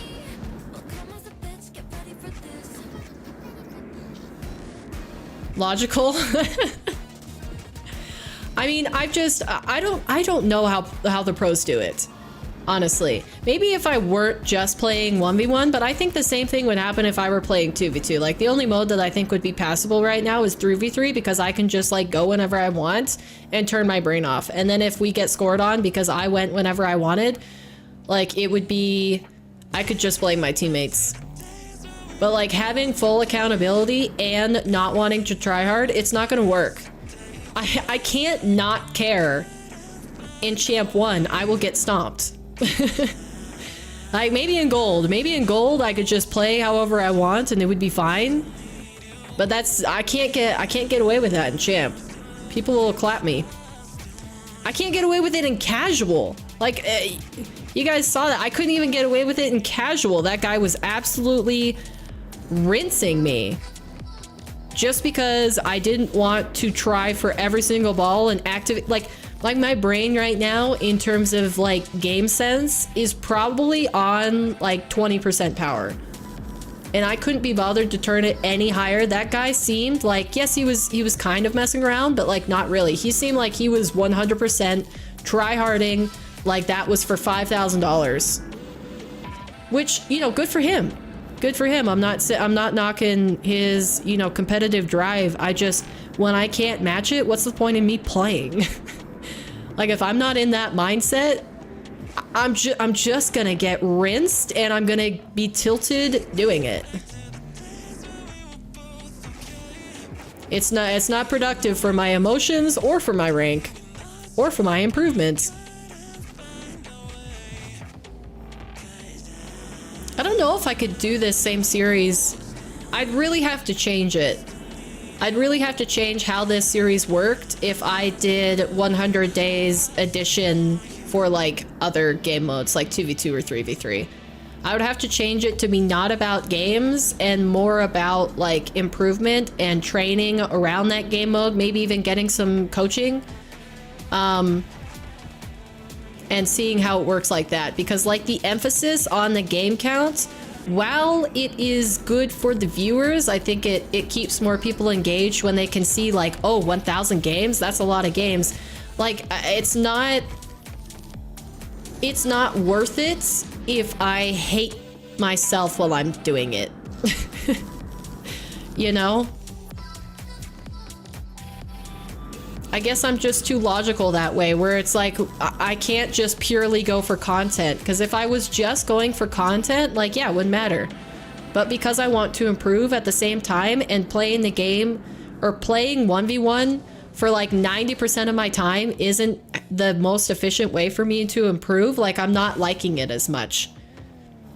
If playing 1v1 and doing nothing else, like besides warming up before I played 1v1, was the best way for me to get better at this game, then I think I would like it more and I would want to try. But I know that training and, you know, workshop maps and stuff like that and balancing it with other game modes is actually better. And so it seems pointless to only play 1v1 under the guise of saying, yeah, I'm trying to improve. Like, basically, TLDR, I didn't think this through before I started the challenge. At least not enough. I did not think it through enough. I just saw the math and I was like, oh, 10 games a day, that seems fine. But I did not account for that means you play every single day. Or the fact that, like, if I play 10 games a day on average between queue times and like the actual length of the matches themselves, that takes, I think 10 games takes like an hour and a half to 2 hours, something like that. It's like an hour and a half to 2 hours a day of just doing the 1v1 games, not including warm-up or training or any other games to maybe balance it out, workshop maps, that sort of thing. Like, I didn't fully consider the implications of this challenge, and it is punishing me at the end here. I'll just have to do long days where maybe I do like a 6 to 7 hour stream and we start like slightly earlier and go a little bit later. Did that one actually go over and I reset it prematurely? Sadness. Okay, how do I do this flick again? Hold on. Let me stop autopiloting. I think I jump. Yes! Okay, yeah, so I do like a longer jump. So because you guys can't see a controller overlay, basically what I changed doing that flick was that I held my first jump longer. And I did it so that like the ball was steady on my car as I went up. So that when I backflipped, it like launched off my hood. Rather than if I just did it right away and I did like a jerky like short jump, it popped it away from my car more. Pros FF too, they have their days. We just see their good days. Yeah, for the most part. We should do a 2s challenge instead of 1s. Yeah, but I'd run into the same thing where like all 2v2 is not going to be as good as maybe like a more balanced routine. Like, I'm kind of tempted to build a challenge around the advice that Appjack gave on the free play podcast with Spookalook, where he said the optimal splits of training is like, say you take whatever time you have. I wrote this down somewhere, so let me find it in my book. Where is it? His Appjack's, so apparently Jack's optimal split of time spent in the game is 10% to warm up, 60% to 2v2, and 30% to 1v1. And that's not even including any training, so you could probably put like training on the back of that. But like, that's what he suggested if you're looking to improve. That was his opinion on the fastest way to improve is that 2 years ago now? Which I think that's much better, because like a balanced routine where you can get some variety, I think makes a better player. Because like, think about traditional sports. You don't just do warm-ups or actives the entire time, and you don't just do drills the entire time. You do warm-ups and then drills and then an actual scrimmage game or something like that. And then maybe you even like break down plays. After the fact, you do like a coaching session where your coach is sitting in front of the board, like talking about positioning and stuff. Like, a practice in any other traditional sport has that variety in it. You don't just hop into practice and you immediately play a scrimmage game the entire time, which is kind of what I'm doing with this 1v1 challenge. Is I'm basically warming up and then I'm just playing the game for like hours. I'm not doing any drills. I'm not doing any training. I'm not learning. Like, if you relate it to soccer or football, I'm not doing any shooting training. I'm not dribbling between cones. I'm not like none of that. It's only included in my warm-up. Otherwise, I'm just playing the game over and over and over again. And I think the trap that you fall into with that is that like you build bad habits and you don't have an opportunity to fix them or to develop skills that might be underwhelming or like you don't have in the first place. Like maybe I'm not that great of a shooter and I'll get like a fraction of the experience out of actually playing the game. Wow, we must have been in fog because all of a sudden my vision really cleared up here. That's so narrow. Okay, I can do this. I don't know, like this training right here, I'm getting so much more time on practicing how to control the ball on a dribble rather than like any, like the possession that I might get once every 30 seconds for 5 to 10 seconds moving across my pitch towards their net. Like I'm getting so much more experience and practice with dribbling the ball just by doing this map for the same amount of time that I would get like 5% of that practice playing 1v1s.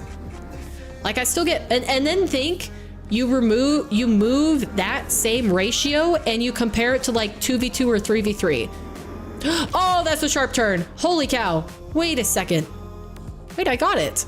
Oh, I counted it. Nice. Hi, Franklin. How's it going? So like, that's why if you just put it into perspective, because like if somebody said to you, yeah, 2 hours of training and workshop maps is worth more than 2 hours in playing 1v1 ranked. Like you'd say, okay, yeah, maybe you're right, but I don't quite believe you. But if you break it down into like comparable instances, such as me playing specifically this dribble map and how many dribbles I get in any game of 1v1, like then you can start to see, actually, yeah, that does make sense. That logic checks out. And just like moving it even further, to like 2v2 or 3v3 where it's like, okay, yeah, you're the only person on the pitch defending and you know, making offensive plays in 1v1. Well, now you split whatever little time you had practicing dribbles in 1v1 through 2v2 and 3v3, and it's like, yeah, that's basically negligible. Like you don't get hardly any time on the ball in those modes compared to 1v1. And then like training is just so much better because it's 100% you're on the ball or you're the one doing the time thing. Oh, why is this so narrow? That's difficult. Okay.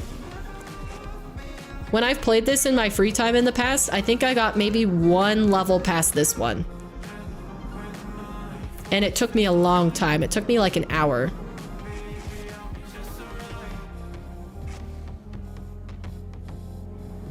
Wait, where do we go now? Oh, off of, oh! Surprise, surprise! Is that another platform? Okay, it's another platform. Noted, noted. Or maybe it was this one. I got stuck on this level. Any Pokemon fans? Not me. I can recognize a few popular Pokemon, but I've never played the game. Well, I played a Game Boy Pokemon, but like, not very long because I didn't get invested in it. I couldn't understand what was happening. So I stopped playing it and I moved on to something like Sonic. If that was on the Game Boy, I can't remember if that was on the Game Boy. Okay, what now? The fog is back.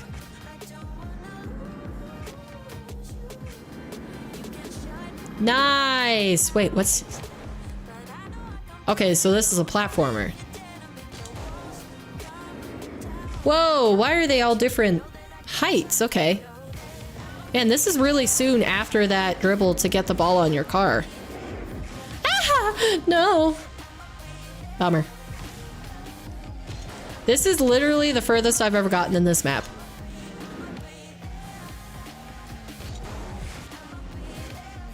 Ah, it changes sides on you too. That's mean.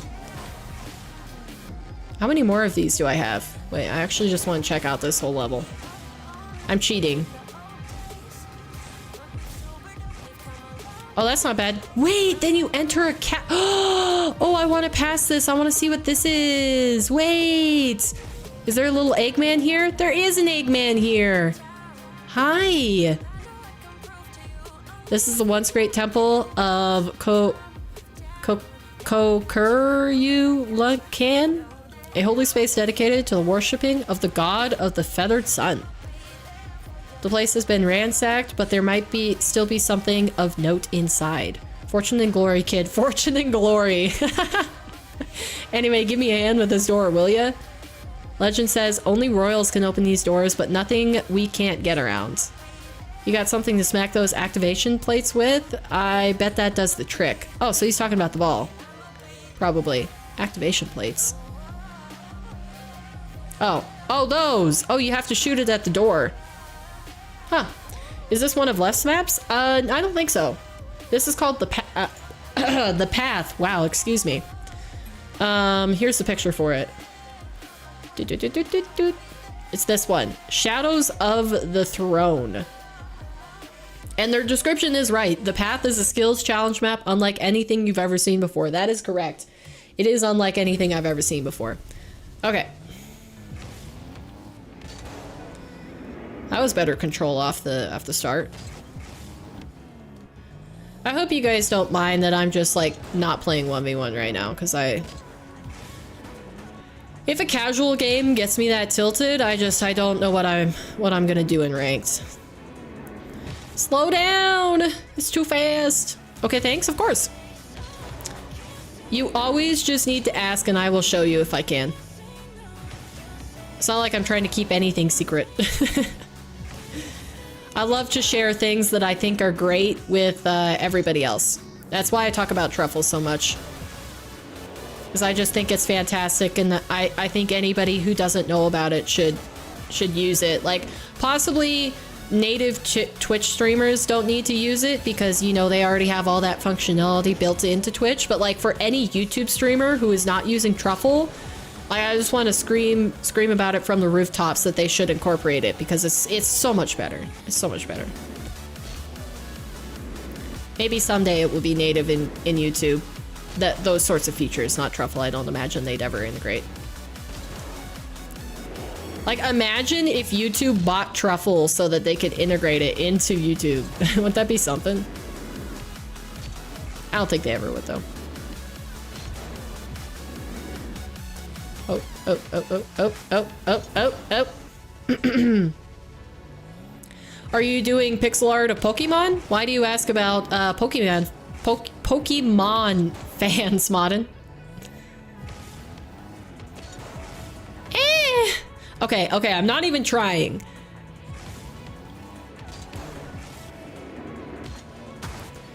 The ball is too fast when I start it like that. Okay, that's better, that's better. You know what? This platform can go live somewhere else.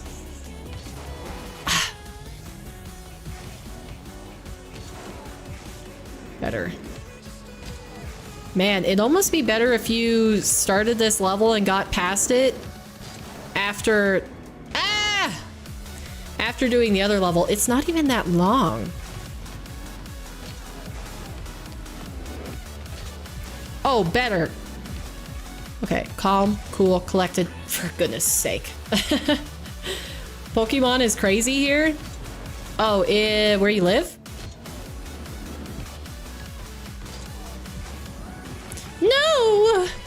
I didn't want to double jump because I seem to be like accelerating the ball at a pace that I don't want to whenever I incorporate a jump in there.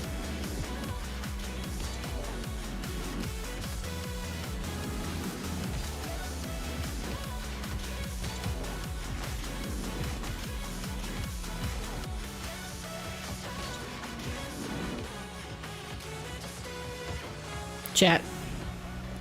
I did it. I did it. Let's go. Wait, how do I shoot it at the things? I don't understand. Is that what I do? How does one open? Open Sesame.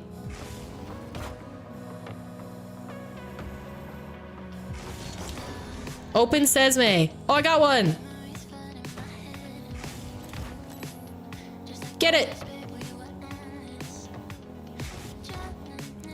it! There we go.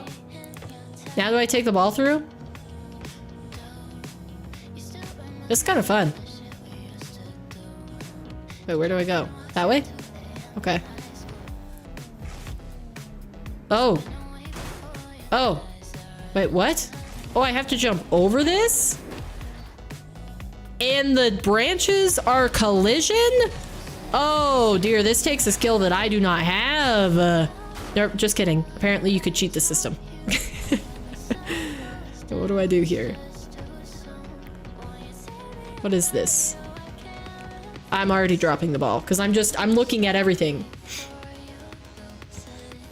I'm trying out Showdown for the first time. Oh, by the way, Birdie, I don't know if you've been in chat while I said this, but if you want me to add your country flag so that you can rock it next to your username on Truffle, I can do that. If it's not in the shop already. As I added Norway and Pakistan last night for viewers that wanted to use those. I don't know if that's something that you're interested in. But I wanted to say it just in case you didn't hear me talk about that. Wow, yeah. How long is that level? It's not that long. I could get past this.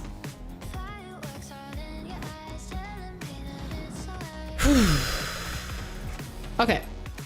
I think it'll probably be ill-advised to just hop right into it. And I'm gonna try it. I'm gonna try to do 1v1. Let's see how it goes. I'm gonna full focus. Apply myself.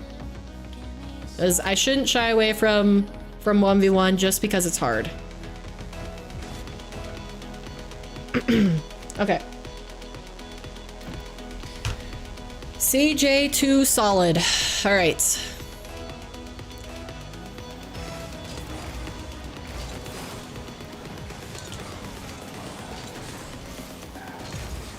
Nice. He would have saved it if I didn't chase it down. Good. I am, but I'm cheap. Oh, you don't want to you don't want to spend 10 watch points? That's okay. He did a wave dash kickoff, so I got to remember that. He's still here on the ball. I tried to pop it over him.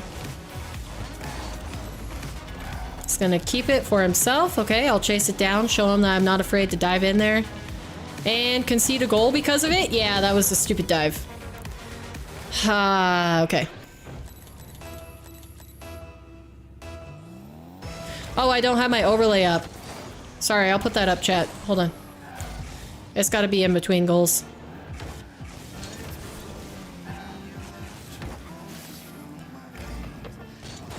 Ah! That was terrible. Oh, yeah, he scores that. Okay. I can turn it on. Okay, there we go.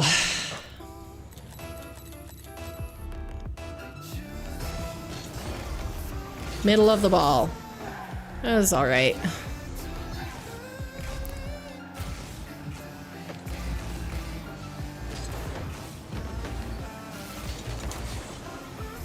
Nice. Okay.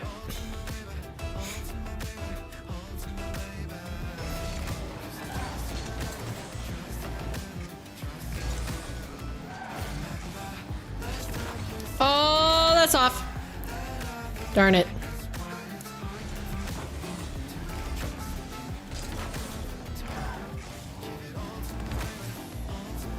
That's not on target, but I can steal his boost. Okay, shadow this. Keep our angle on the ball.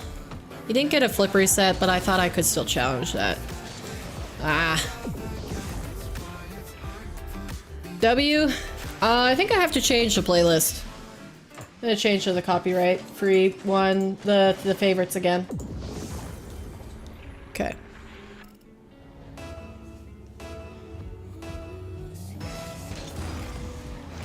Not the best kickoff, but it's passable.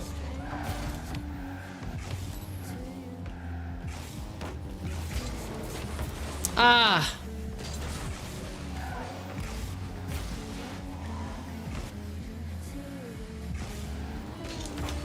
Not good enough.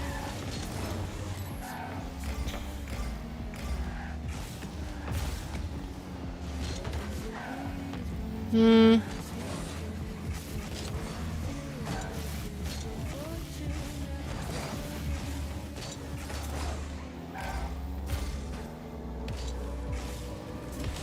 I shouldn't have flipped into that.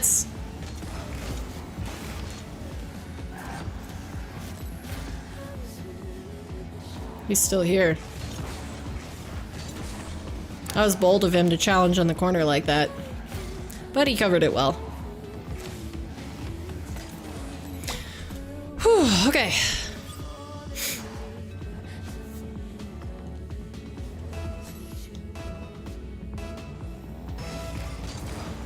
Solid kickoff. Good. Nice.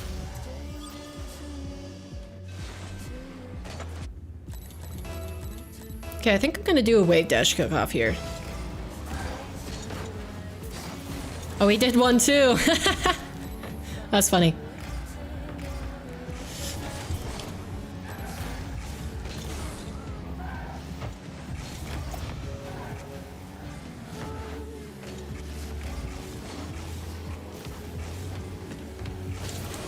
No!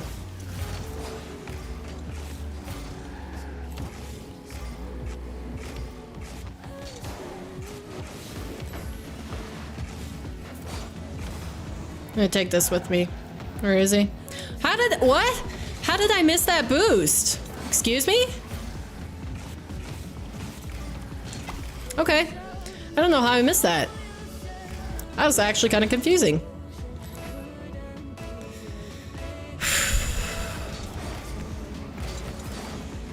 Not bad.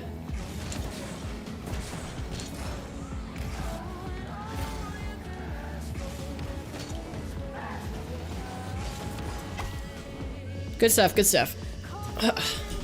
Okay.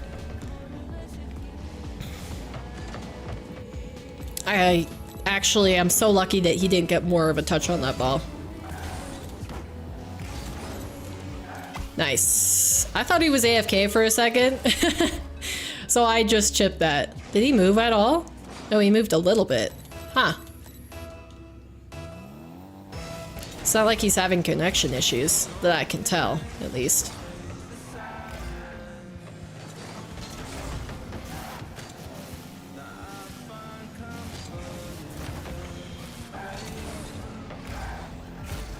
I'm just gonna take the boost, run through.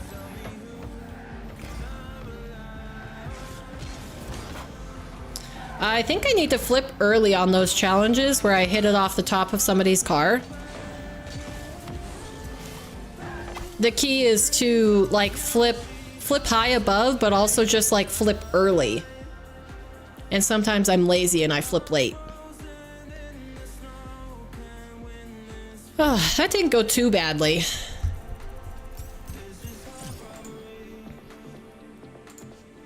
This is hard robbery. This is hard robbery. Okay, 642? I'm unsure with my counting. 642, is that right? Yeah, that's right. That should be right. I'm gonna double check just to be sure, but okay. And let's take a break when I do feel like I'm tilting. Like 2 losses in a row. 2 losses in a row, I'll go into like free play and train something. It may take longer, but I think it'll be better overall. Is that a dingo? That looked like a dingo. I think it is. No, it's a fennec. Okay, I'm just crazy. Ah! I flipped early. Should've just drove through it. It really looked like a dingo from far away. I am crazy though. I saw it in the shop and now I've got dingoes on my mind.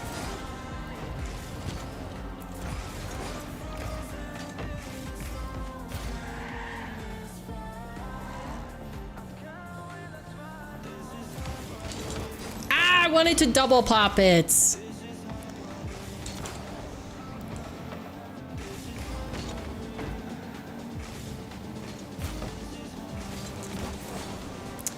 I should have scored that.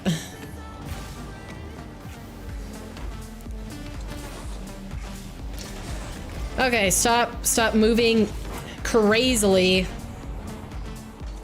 Just calm down, paper.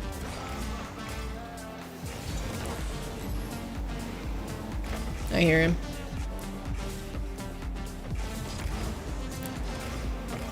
Go in! Go in the net! Just go in! Yes! Yes! Yes! Yes! Come on! Come on! That was a good shot. That was a scary shot, but it was a good shot. Yikes.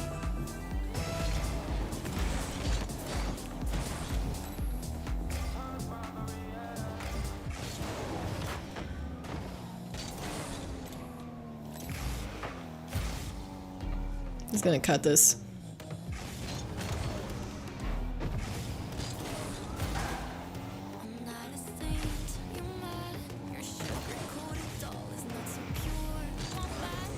I don't know, maybe my brain is just turned on now. Okay.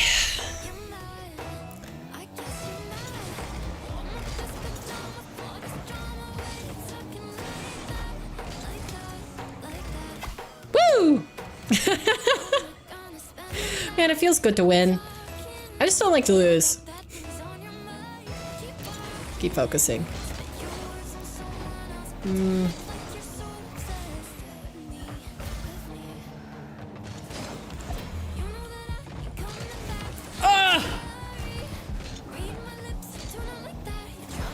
That was crazy.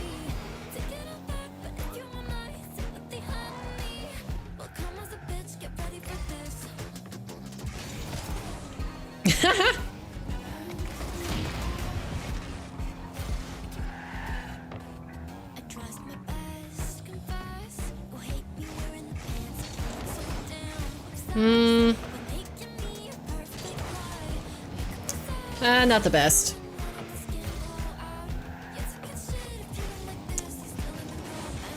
Wow, yeah, okay. I was like, okay, I'm not gonna challenge him early this time. I'll try to make him flick it, and then he just waited a little bit longer than I thought he would.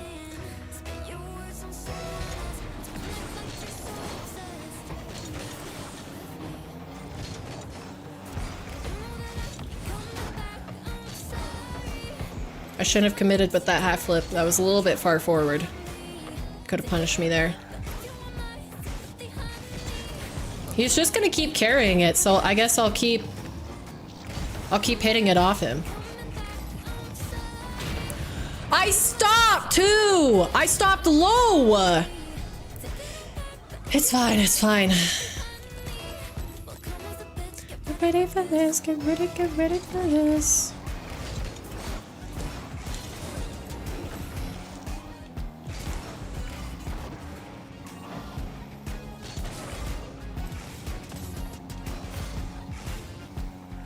Proper shadow position.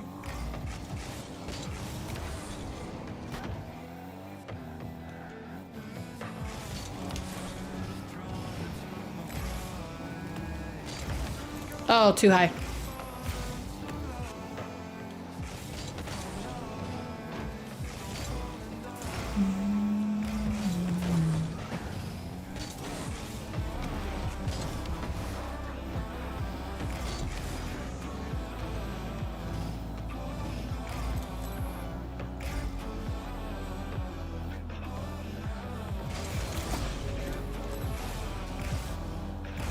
In? Just go in? Nice! I love to see that.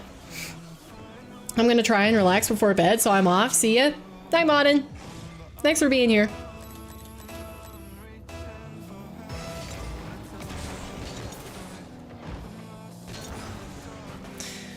Half flip, please.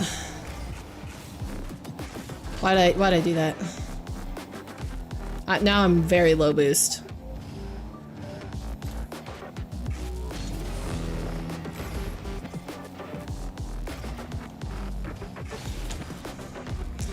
Why'd I do that? I don't have any boost to get back.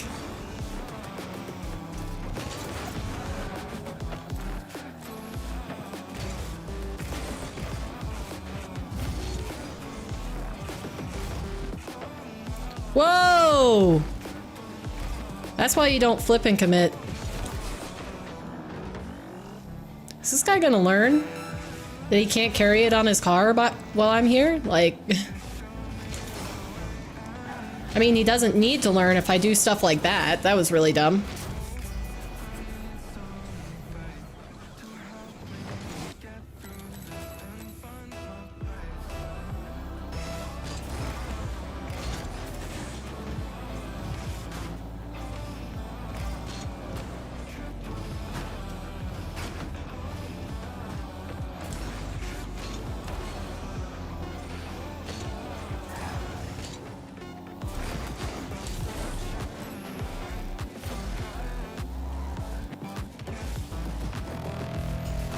Okay, good kickoff, good kickoff. Okay, that was a little bit laggy. We'll forgive it. Just gonna put a floater. See if he messes up.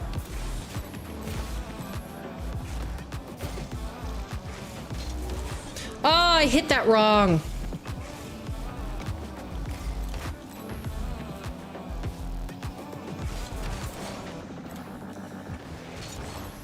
No, no, no, no, no. No, no. No, no. That's so unfortunate. I mean, I had a power shot there that I didn't hit properly, so... Gosh, that's unfortunate, though.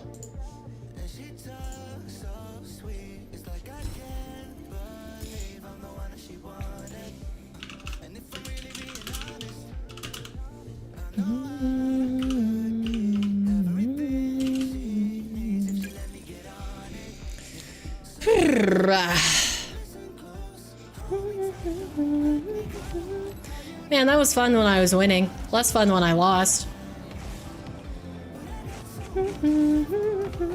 Close one? Yeah, I could have won. I could have won.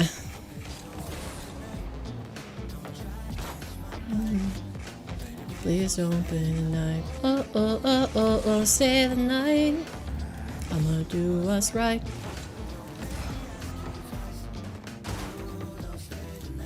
Oh, oh, oh, oh, don't stay the night. Maybe I just need to do like 30 minutes of dribble. Of dribbling before I start doing 1v1s, because I felt pretty good except for my shooting. My shooting was a little bit booty cheeks.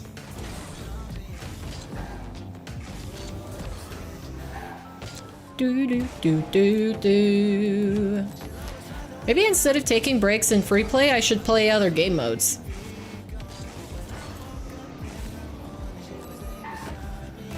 I don't know, we'll try to figure it out.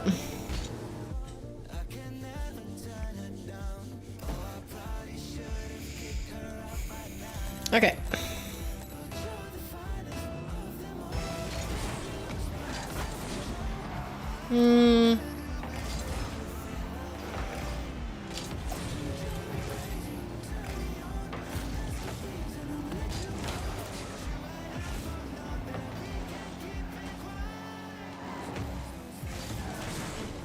Oh, great. I just gave it away!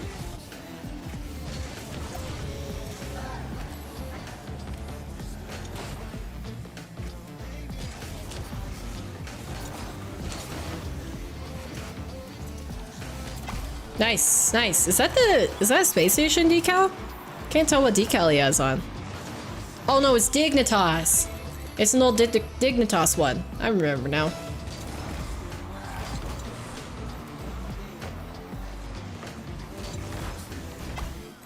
Yeah, my open nets are a little scary. Okay, speed flip. I'll keep speed flipping. See how that goes. Ah!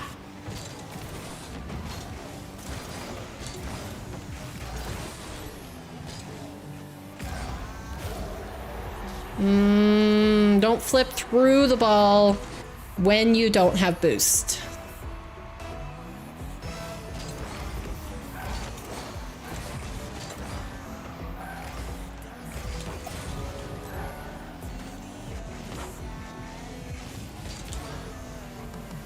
Okay, he's taking my boost. Possibly tried to bump or demo me, but he didn't manage to. I'll take my boost.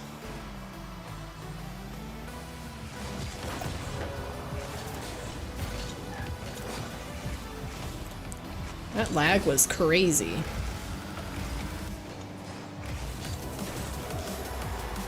I mean, how am I supposed to trust that the ball is actually on my car when it lags like that?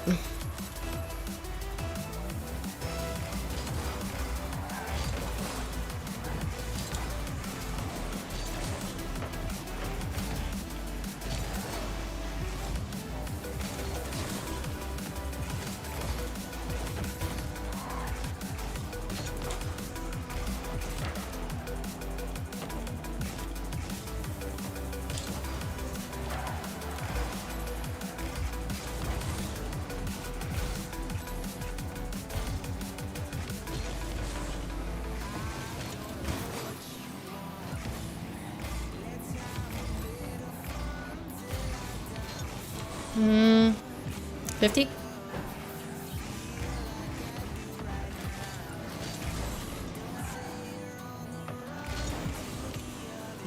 Oh, he's gonna get my boost. That's not good. Oh, he jumped though. So now I have a window back into it. Sweet. Okay, I love Snow Day. Wish that was available every day. It was last season. I love Drop Shot, so I'm happy that Drop Shot is back, even though I haven't played it.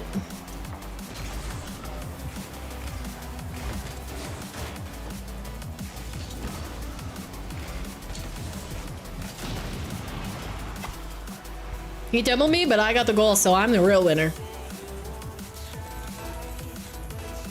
Okay.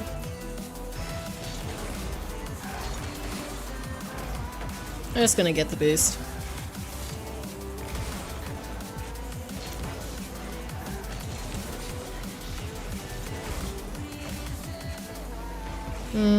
I leave.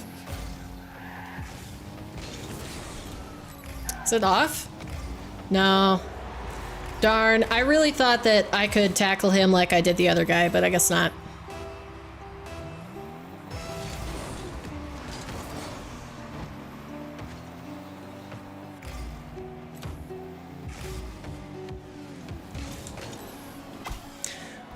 I was gonna try to AirDribble bump him, but man, I lost control of that. Yikes.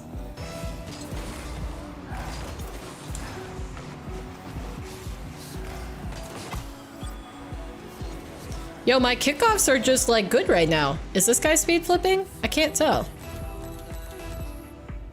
What's the verdict, chat? Is this guy speed flipping?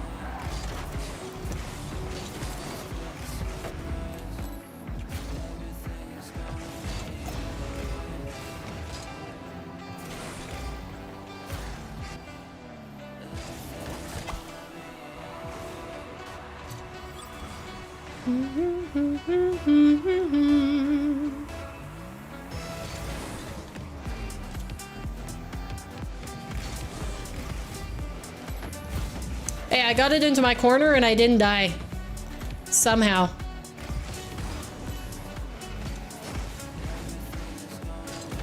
Oh, did I miss? I didn't. Oh dear.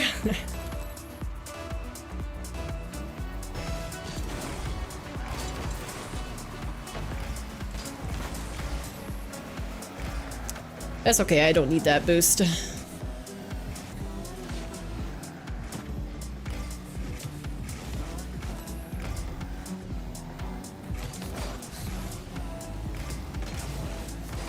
I am upset. I had the boost to deal with that. I should have just flicked it. I need to change up the pace at some point, you know?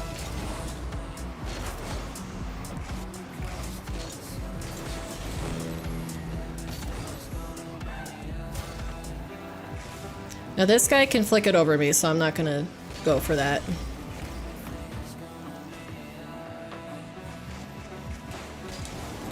Ah! Why don't I go for it? Come on! I gotta actively defend at some points.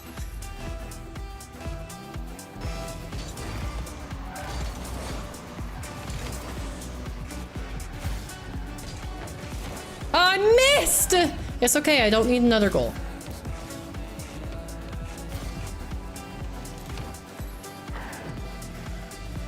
How did that work? Okay, I scored it. Nice. Okay, okay, we're good. I think you made him sad. Imagine you missed. I avoided. Hello, Kinja. How are you guys doing?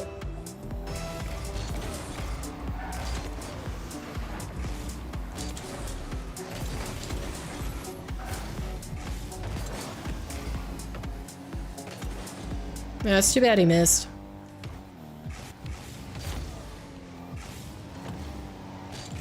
Ah! You know, I tried to get a wall shot.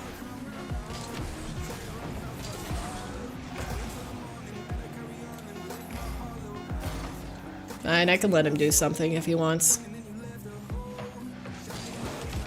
But I won't let him score.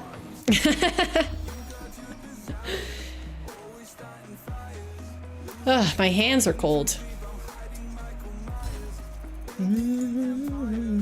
That guy wasn't ranked either. I figured because his MMR was so low, but I didn't know.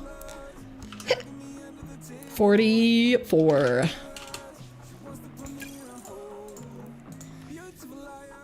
Hello there. Welcome back to the chat. How you doing today? W, thank you, Bert. Deep, deep, deep, deep, deep, deep. I added more songs to this playlist, so now it is a grand total of 1 hour and 35 minutes long.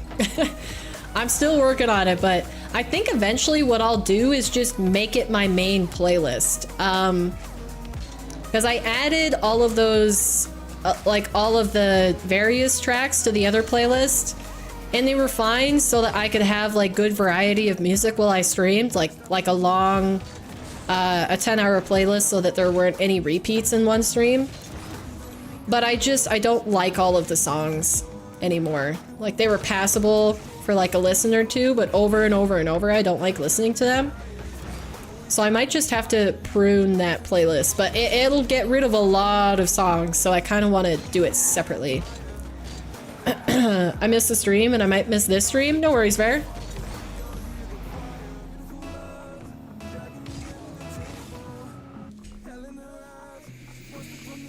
Okay, another game against Yo with a possessed profile picture.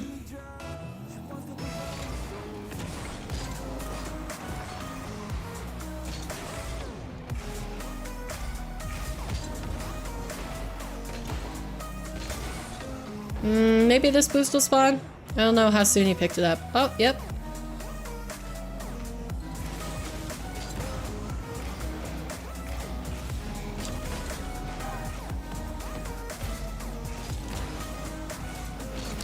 Nice. I don't know, I'm just not messing around, chat.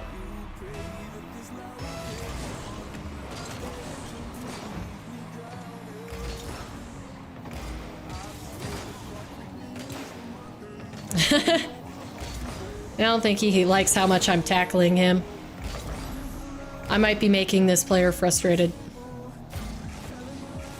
Oh, yep. He just went ahead and long shot out on me. Okay.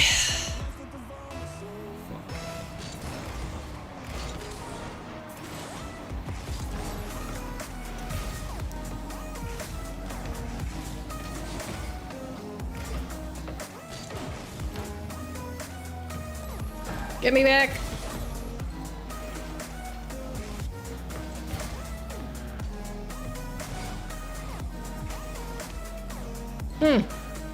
He run out of boost?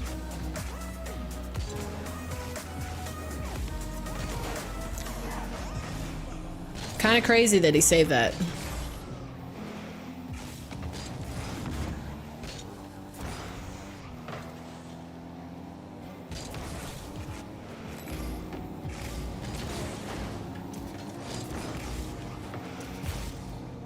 Yeah, you better stay on that ball.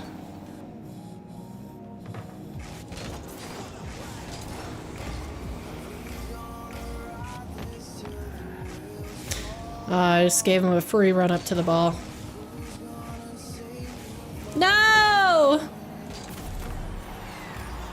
What a cheese ball. So what do I need to do for those? I need to point my cart, but how do I come back in? Come back up to it if he goes high?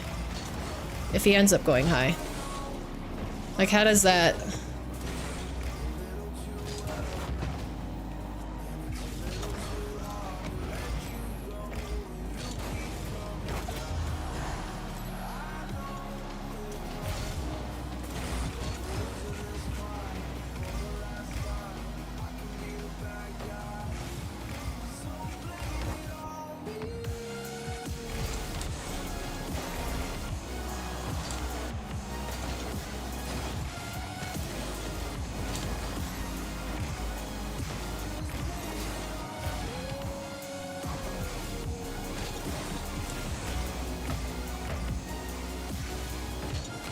Oh, that's too high.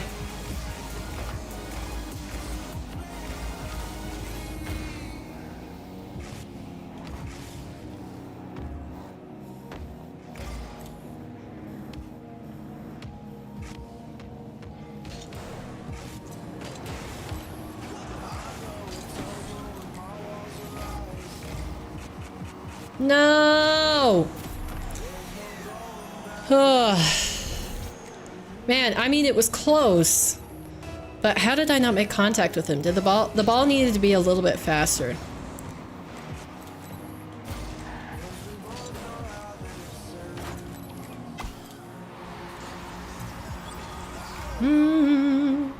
Missed the forest stream and this one too? No worries.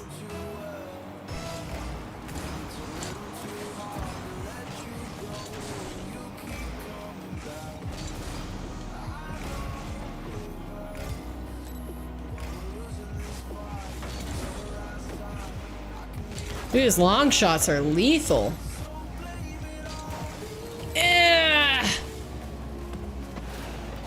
Couldn't quite get to it.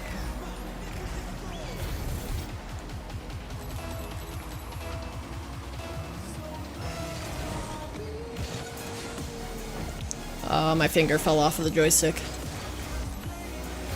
Just gonna pinch it. See where he is. I gotta turn back around.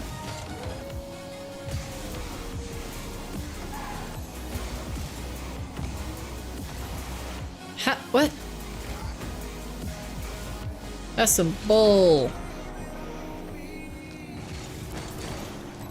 That's also some bull. Literally went right through it. Sure.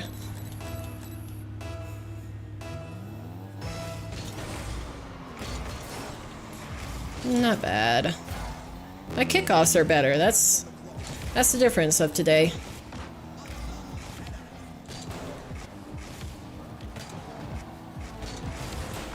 Okay, sure, he got that save too. Uh-huh. Sure, sure he clipped that. What ping does he have? 30? That makes sense. You know, nobody phrases it like this, but honestly, having good internet is paying to win. Ah. No, it's fine.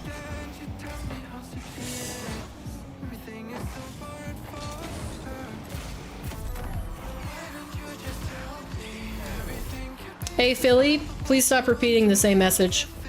I would appreciate that.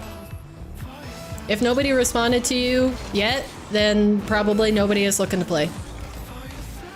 But you can always queue other game modes.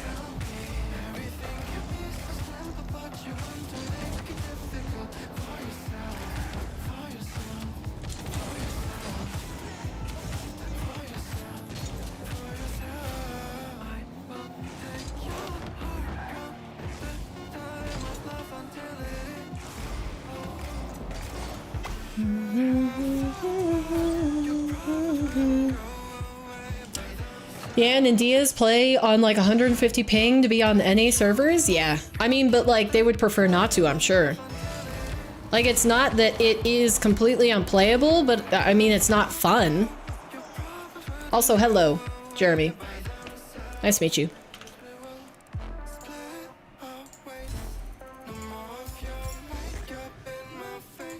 Like it's not something that I'm sure people would prefer. Nobody looks at 150 ping and they're like, nice, that's what I wanted. That is what I was looking for out of life, especially if you had the option between like 20 ping and 150 ping. Mine's 15 to 20, I love it. I played on 80 and 100 plus, it's hard. Yeah, I mean, there are adjustments that you can make. It's just like, if you let yourself fall into any low ping habits, you get punished tenfold versus like somebody who plays on low ping all the time, where it's just like, okay, yeah, that is literally just the game, like having a glitch where you didn't get your demo or whatnot. But like when I get screwed over like that, it's like on my screen, it looks like I hit those challenges that maybe I didn't get the best challenge on the ball, but I at least touched it or the person's car. And because of my ping, I get neither. And then I'm just like scored on. So it's not even that it's not even that I don't get the favorable 50, it's that I don't get any 50. Whereas like one of those saves that he got in net, to me, it looked like I was completely clear that it was gonna go into his net. And yet he just barely got the tip of his car, the corner of his Fennec to hit it. And it was a save out and, you know, down the middle of the field so that I got counterattacked. Like the punishment for being on high ping is just so much worse than if you were on low ping. For touches. I'm sure it's the same with like, I mean, that was dumb decision making. That one wasn't ping.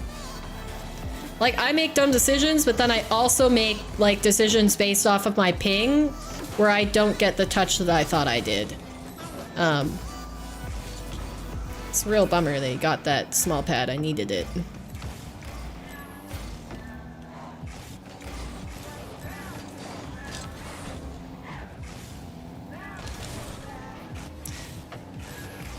Like there, he wasn't even remotely close to the ball, and yet he got a touch on it. Like he shouldn't have been able to make the favorable touch against me.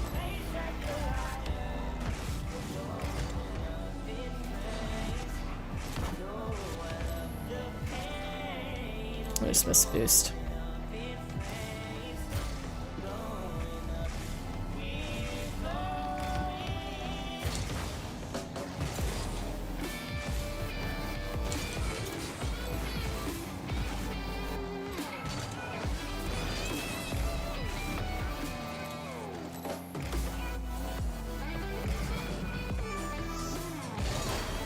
Like, you can't tell me that if I was on 20 ping, I wouldn't have gotten at least a piece of that ball. Because it was like clear on his screen, but on my screen, I was pretty much on it.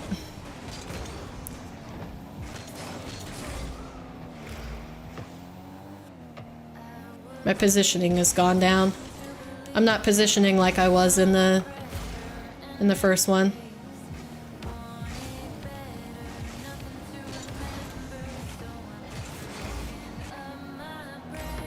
He didn't get his boost.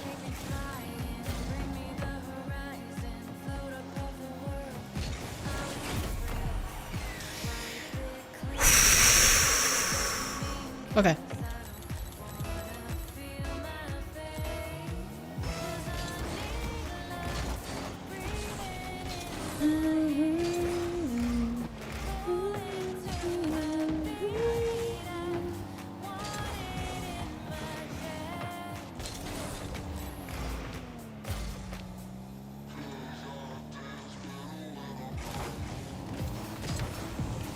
Is that fast enough? No, that's not even fast enough. Holy cow.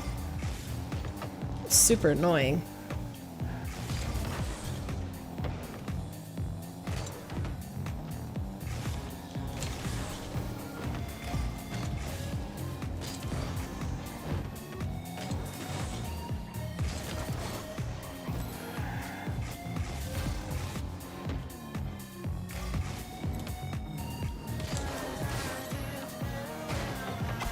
Thank you! I think for them, 20 ping and very little competition or 100 plus and actually honing their skills. Bad ping sucks though, you had a few lag glitches in that match. That's every match for me. I get that every single match, Jeremy, because it's just my internet connection. Like, I don't have high ping because I'm trying to connect to a server that isn't in my region. I have high ping just because of what my internet is. Yeah, I got a lucky spawn. Yay me, chat.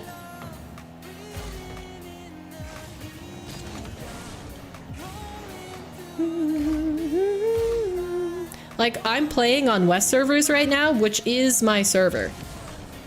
But I get 70 ping in most of my matches because I have a higher latency internet type. All right, I have to back out of that.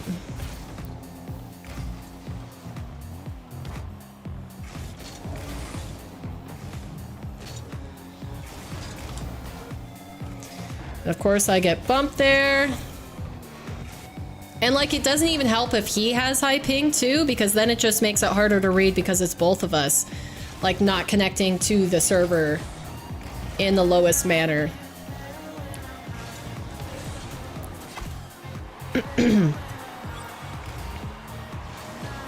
I won loads of games, but my last one I did win and clutch at 0 seconds. Got a comeback. Nice. Guys, I figured out how to properly speed flip on the kickoffs. It involves taking my finger off of the accelerate button. Okay, good save from him. That was clutch.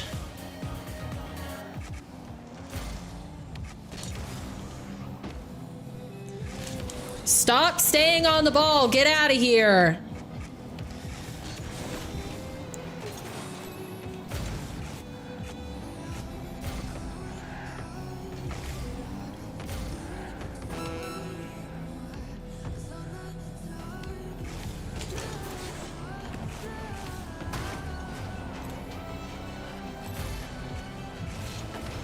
Oh, that's not.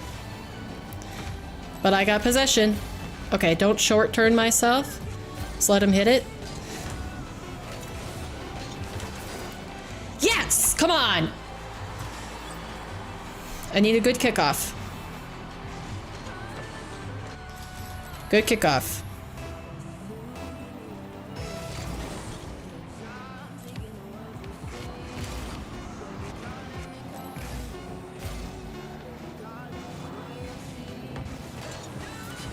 Yeah, I didn't think you could get that. Ethernet cable? Kinja, that's not what it is. I'm already hardwired. I have an Ethernet cable. I'm not on Wi-Fi. I just have higher latency internet.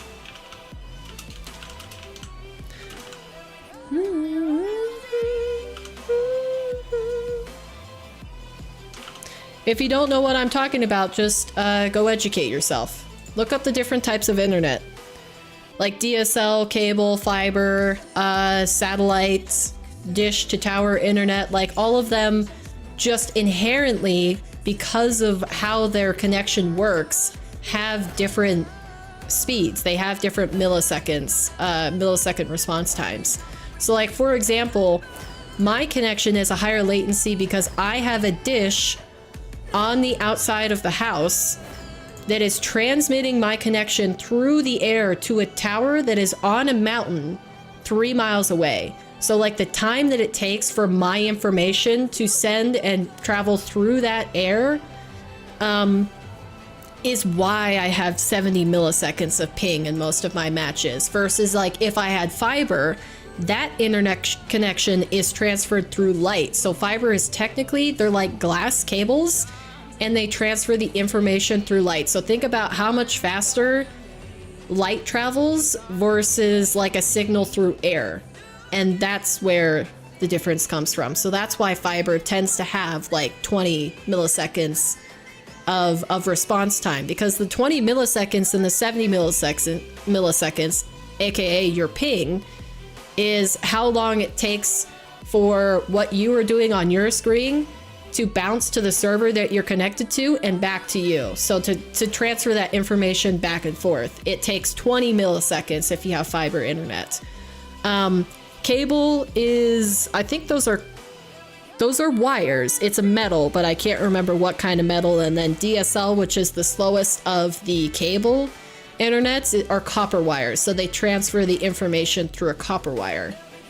So yeah, it's very interesting. If you have any interest in like how internet works, it's worth researching it and just like learning about like how the information is transferred, why different types of internet are faster or slower or can handle more speeds. So like fiber versus my speeds right now, if you're thinking about my connection, which is again, dish sending my information while I'm playing a game from the dish to a tower that's 3 miles away on a hill through the air. Sending that amount of information through the air is harder to send a large amount versus where you have fiber, where it's transferring it through the glass cables.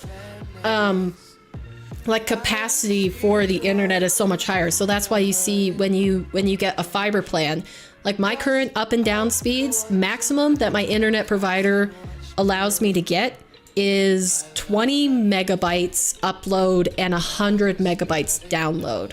So how much information I can transfer per second optimally on my connection. But fiber, you can get like gigs per second because the technology is just so much more optimized. But it's harder to install. It's more expensive to install. So my internet provider, all they had to do was build the tower one time, put dishes on it, like up and down it, facing all the different directions of the valleys that I'm in, because they don't just cover my area, they cover like the whole like valley. They can pretty much, if you have line of sight to the tower, they can service you. But yeah, fiber, you either have to bury those cables or mount them on telephone poles. So you can imagine how burying cables for miles costs more money than it does to build one tower and then just go to each individual house and give them a little dish to set up on their house. So like, yeah, there's the internet industry, as with pretty much any industry that you will dive into in your life, it is complicated, it is complex, and there are lots of things to learn about it.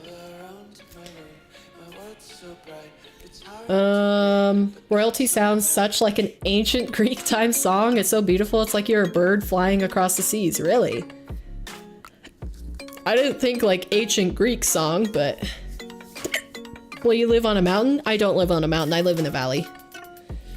The tower is on a mountain so that it can get better line of sight to people. One should expect slightly worse internet. I would take worse internet for being in a house in the mountains. Yeah, it's not even in the mountains, but it is surrounded by mountains. It's just because I live in a rural area. I like my internet company. I think they're great. They pour all, it's a local company, so they pour all the money back into the community, but yeah, it's just they, by nature of the connection that's available in my area, they can't provide me with great internet. It's better than what I had, but it's still not great. They sent out a notice at the beginning of the year talking about like updates, what they worked on last year, basically what they're spending our subscription money on for, you know, the monthly internet bill, what it was going towards. And they've given fiber to so many towns in my area, which is great. It's just I live far enough outside of town that I don't have access to fiber.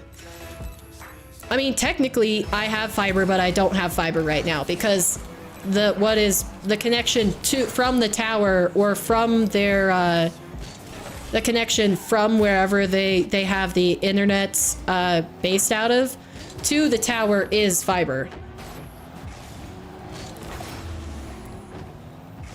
Okay, kind of nuts. Kind of nuts that I got that save.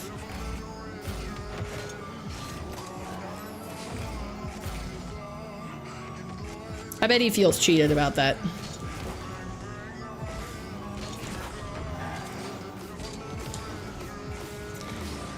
Yay! I didn't even let him get his corner boost. Let's go.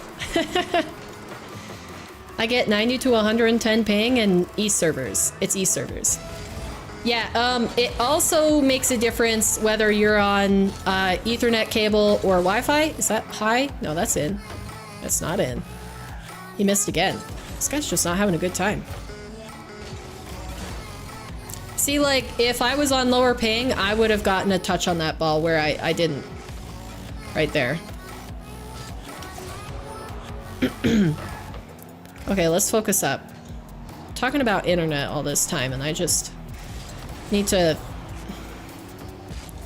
Ah, bad attempt. That just gave away possession and allowed him to get the boost.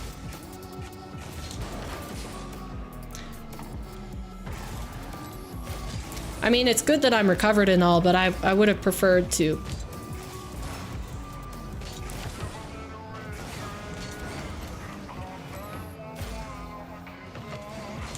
I can't get it. Yeah, that was a good shot. But yeah, so if you think about it, the reason that Ethernet is better than Wi-Fi is because Wi-Fi is traveling, it's sending your internet signal through the walls and floors of your house, through the air. So like any obstruction dims your connection. And Ethernet is having it travel directly through a wire. Like how you get internet into your house in the first place. So it's faster that way. Like you get more out of the connection that you have. I'm not Ethernet, by the way, so you don't have your setup plugged into your internet through a port. You have it as a Wi-Fi connection.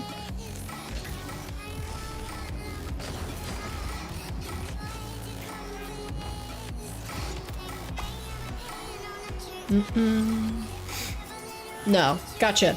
Well, that would be one way to already get more out of what your connection is presently. He's gonna go for that, so I missed the boost. Wait, that drops in? No. He saves those, that's okay. I'm just gonna keep shadowing this properly. Get the right angle on the ball. Okay, that was a ghost hit. See, my connection, my internet preemptively said, oh, he touched that ball right there. And so it sent that image to me, but because of the latency, so like Rocket League or like games in general have an ability to like preemptively show you an image that they think is right based on like the trends in the pixel or whatever, from what I understand. And so that's why sometimes you see ghost hits where it, like, it thinks that the car continued moving into the ball, but it didn't actually. So then that's why it snaps back when it realizes that that didn't happen. Well, if you have the ability to get an Ethernet cable hooked up, I would do that. We're gonna try and see if I can get my corner boost.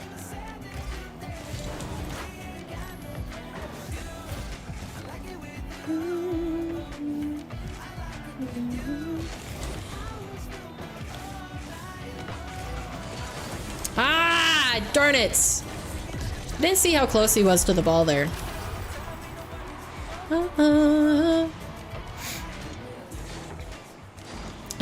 No, guys, that's what I'm saying. B.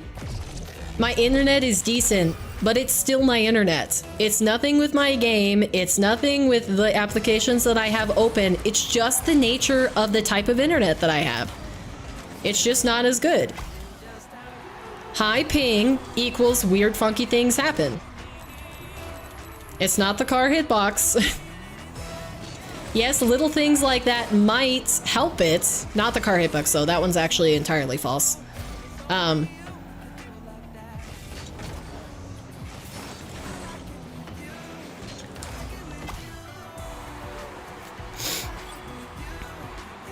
Stop using your neighbor's Wi-Fi?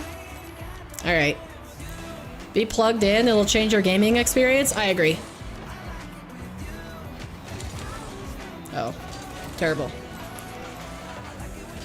I hate when people can save the ball and get their boost. I feel like such a dunce. He didn't even get a reset on that. How'd that go over me? I want to see this. Yeah, his reset didn't even do anything. I'm not that serious about gaming to get an Ethernet cable. The cable is so cheap. If your setup is even relatively close to your router, it will literally cost you $10 to have a better connection.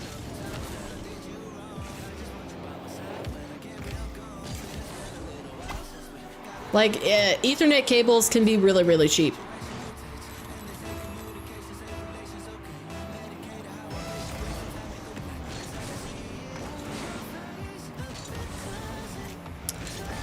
Like, the fact that he got that boost is frustrating. Oh, nice. What? How is he still here?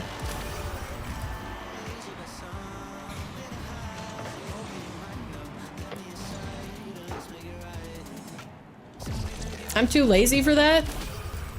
All right. That's okay.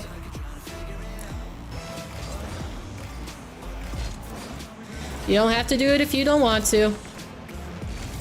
Oh, a own gold. Nice. Hey, he's watching his goals, but he's not watching my goals. I feel like there's a little bit of an imbalance here.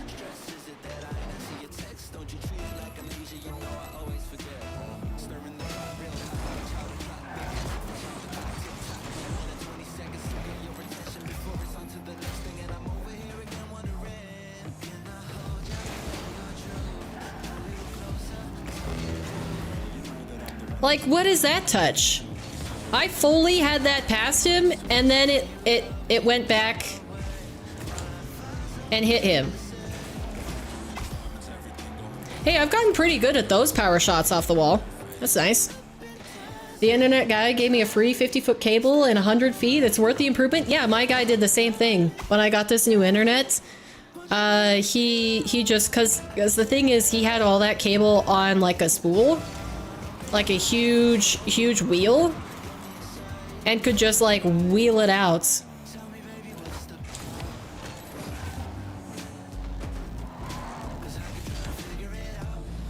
Not the best. Missed. I'm just trying to hit this away from him. Is he gonna try to demo me? No.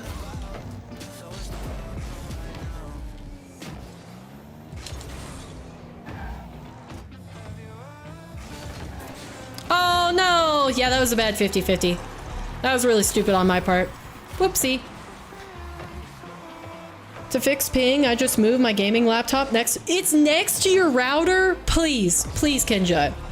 For my sanity. There's even like really short Ethernet cables. One's like 5 feet long.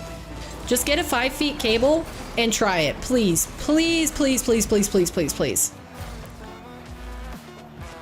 Oh, he doesn't score this. What?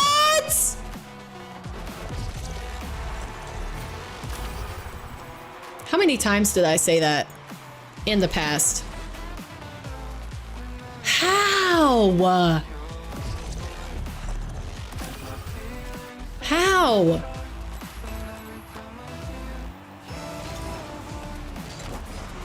Bad. Oh my gosh, what a bad kickoff. No, he can't get it. Okay. Focus.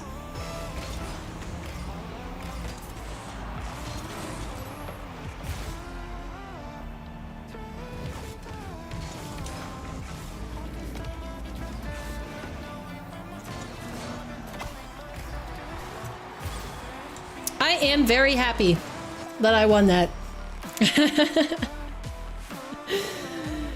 Oh man, that 50-50 was crazy. Jeez. Hi Connor, how you doing today? How much do they cost? We could probably look one up right now. Not very much. You could go to Walmart or Best Buy or anywhere and they'd be super inexpensive. Anybody know what they cost off the top of their head? Because I'd assume like 10 bucks. Like they can't be that expensive.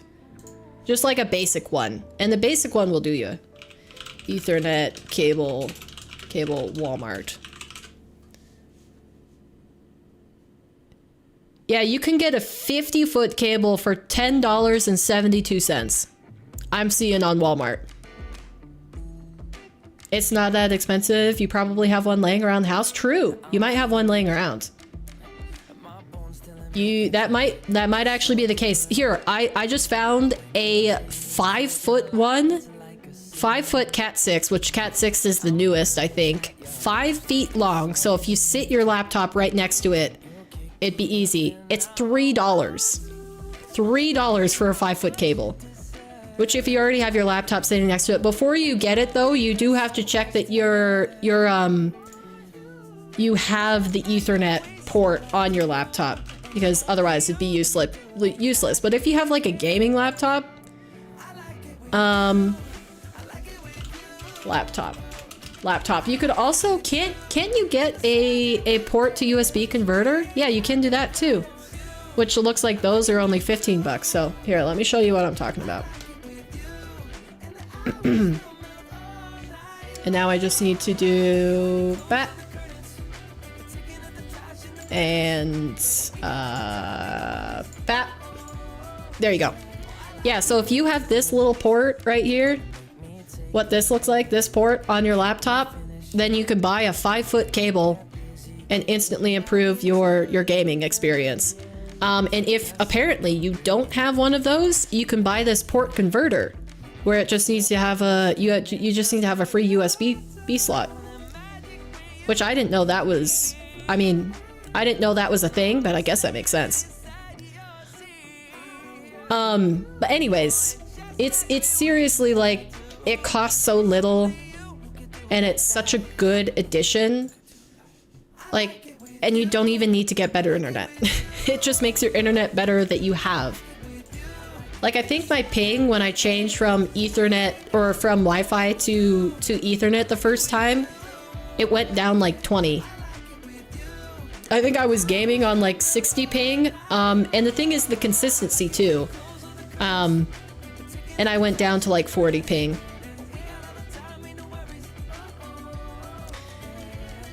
Will this game be Champ 2? Next win will be. Good, thanks. I'm trying to improve in ones, but I'm only Plat 1. Well, let me tell you, Connor. The way to improve is not to play 1,000 games of 1v1 in 100 days. But it doesn't hurt. Except your mental. It really trashes your brain. It really breaks your spirits and makes you hate the game and, you know, all that sort of stuff. Not to be a pessimist.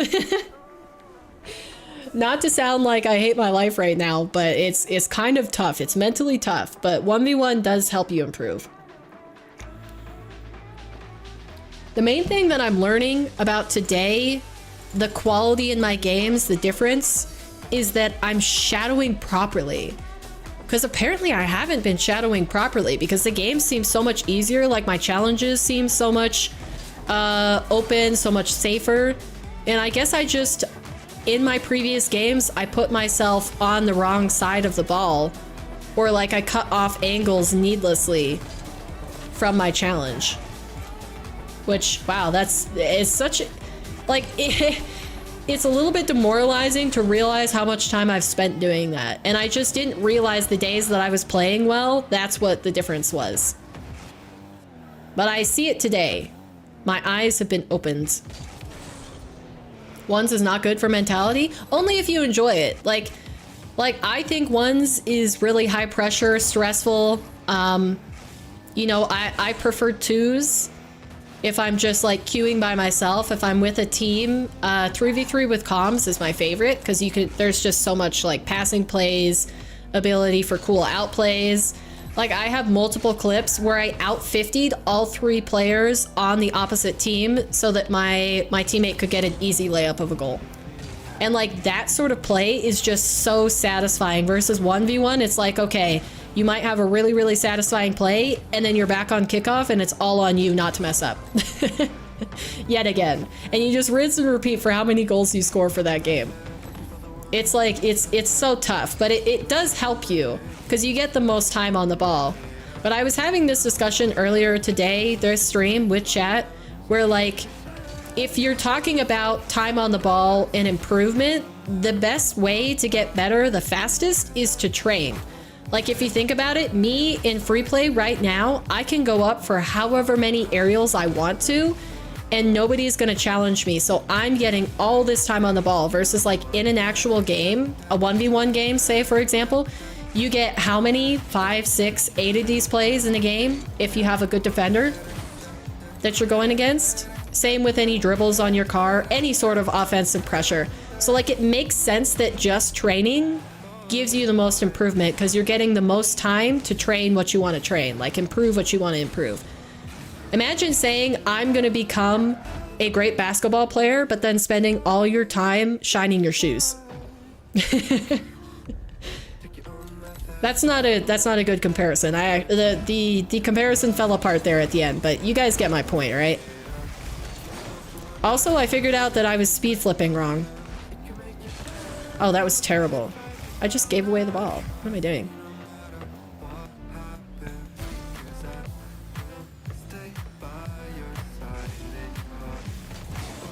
Yeah, I was hoping I wouldn't let that open up, but I got too lazy. He lulled me to sleep. Casual ones is probably the good way to equal out that pressure.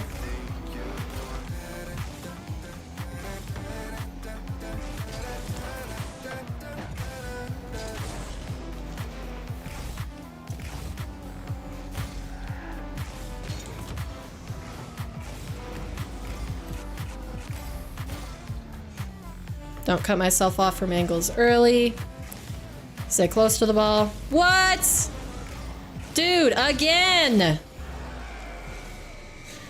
I can't let this guy keep doing that to me.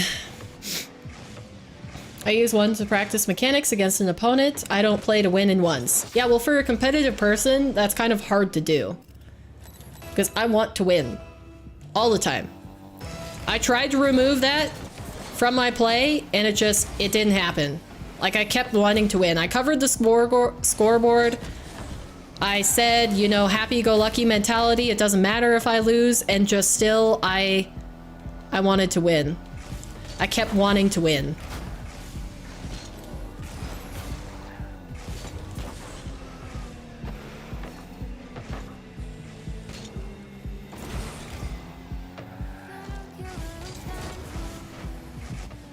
I wish this guy would stop playing so patient. It's annoying.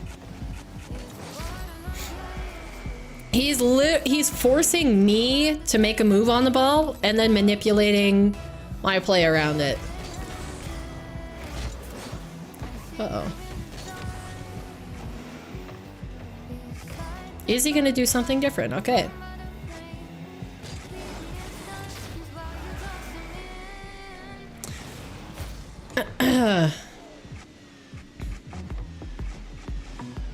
I train for 20 to 45 minutes and play for 30 minutes. I don't have much time some nights.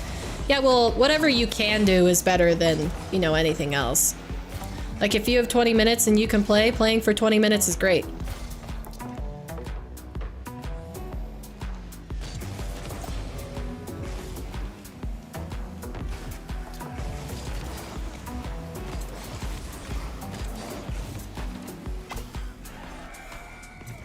Da-da-da-da-da-da. I don't know why he made me watch the last shot, by the way.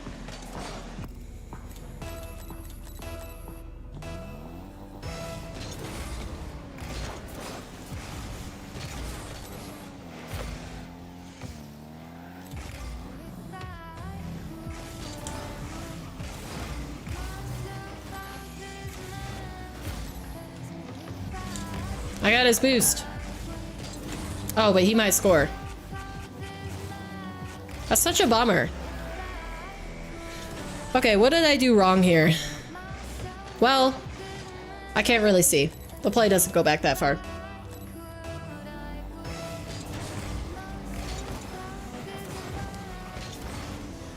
Okay, my half flip worked this time. Dude, this guy just doesn't change his momentum unless you force him to. I think that's the big difference. Yeah, because he just kept driving until I was gonna challenge.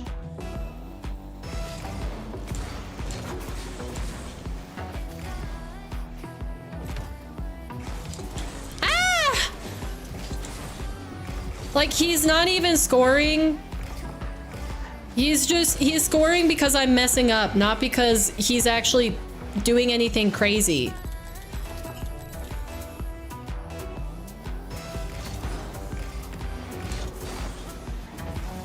I should have flipped earlier.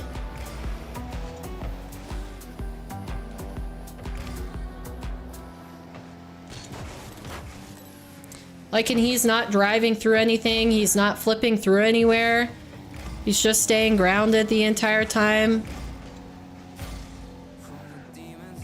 Like, how high ranked is this guy? What? Okay, that one I don't understand. I definitely did not challenge low or high enough there that should have went entirely... I don't know.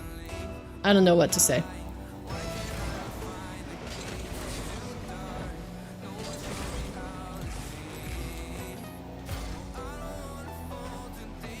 See, the thing is, I'm not playing crazy, or I'm not playing crazy bad right now.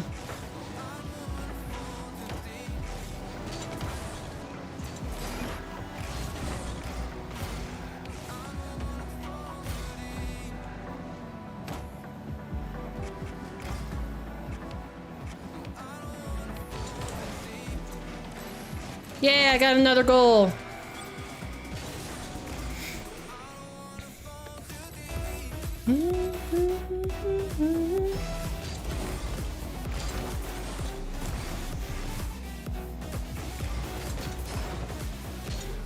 I hit the ball away too much. That much is clear. Ah. Like, he's just driving through the ball. He's not actually doing anything.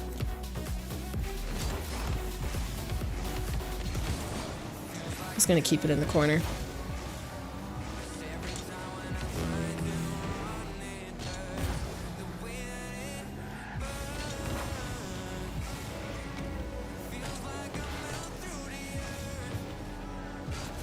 Ah! Frustrating! Frustrating, I've just let him do that to me. Ah,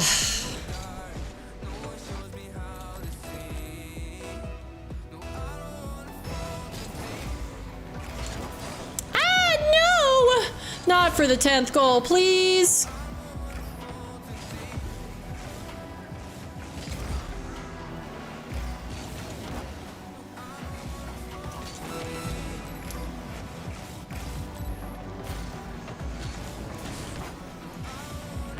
I mean, I was too close to really back off there.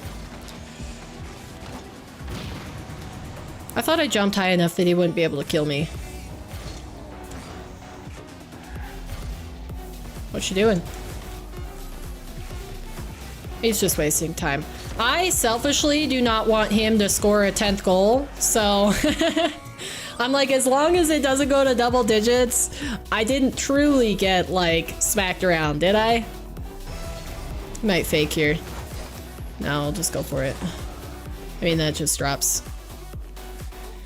Well, I'm not destined to be champ 2 yet, but I'm getting closer. When I keep a good head on my shoulders and, you know, space properly, I do better. 648. 8, right? 8.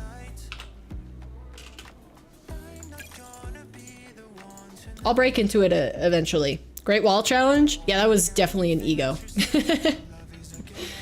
I just ego challenge him. Because I should change my habit. Basically, what I tend to do in 1v1s is until an opponent scores a goal against me, I don't respect that they can actually score that goal. Like, until somebody hits like a super powerful flick, or they flip reset over my head, like, I don't believe. My default is to assume that they can't flip reset, when I should actually think the other way around. I should defend like people can flick with crazy amount of power, or, you know, flip reset over me, and then adjust when they can't. Because I'm basically conceding goals for free. I'm giving myself a disadvantage and starting down.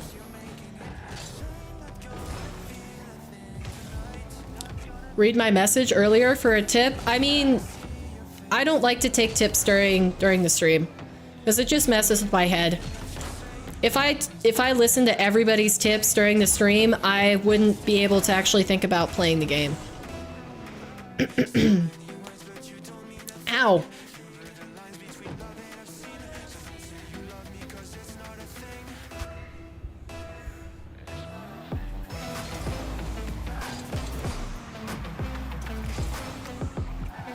gonna go right away.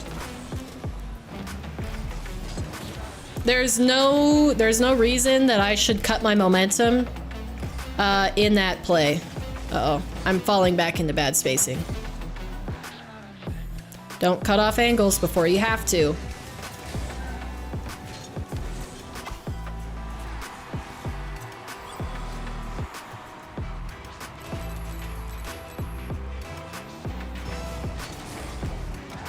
Ah! I held on to drift too long, which is also my air roll.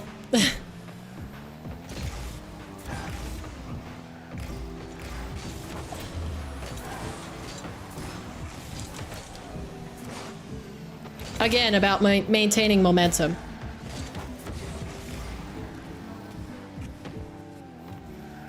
Why am I turning like that? Bad. Bad paper. Ah!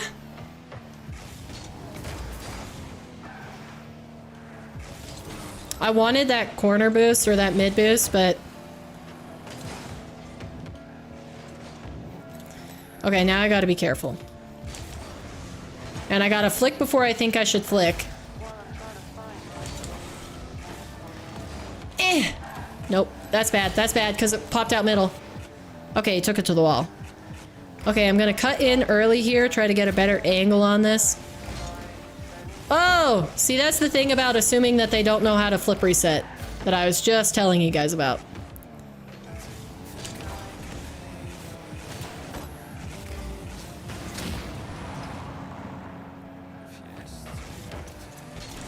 I can't score it.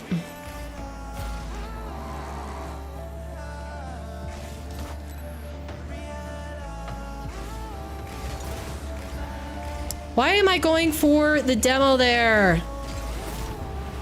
I know I'm not gonna get the demo. I should have popped that high.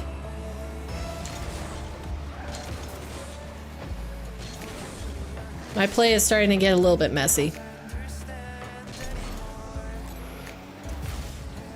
Always trying to get it so he can hookshot it. What? Went through me.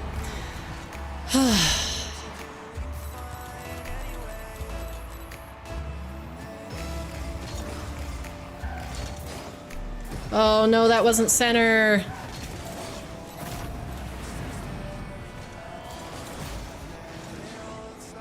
I went to the side and he flipped to the side.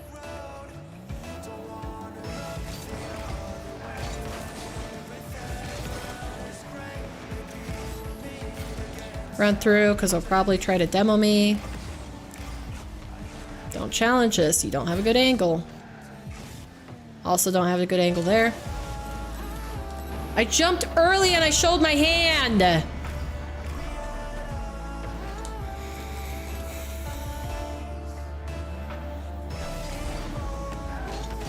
I was playing better last game against the guy. Gosh, I wanted to fake him so badly. Against the guy that was clearly better than this AG person. And now I'm throwing.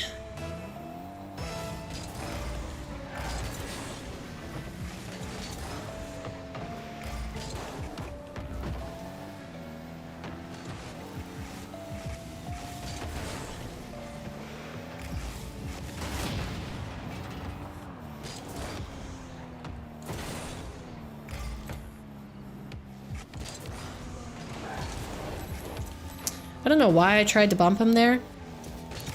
That was optimistic at best that would work. Because I didn't have very much boost.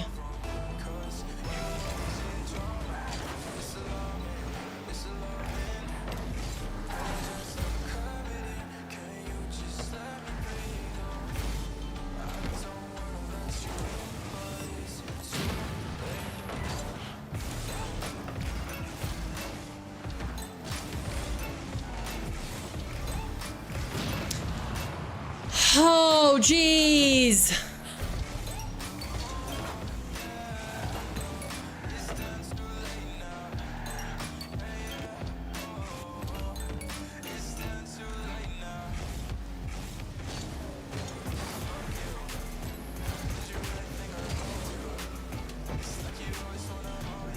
He didn't even get the boost.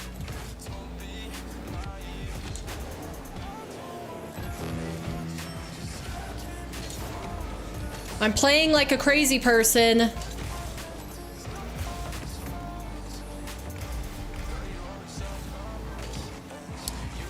I didn't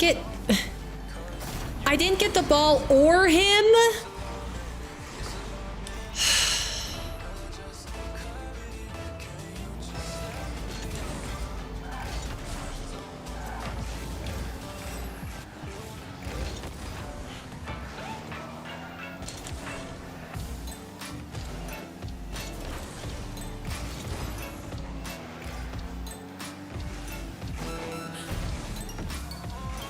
Great.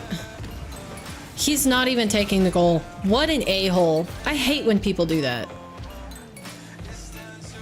Just play the game.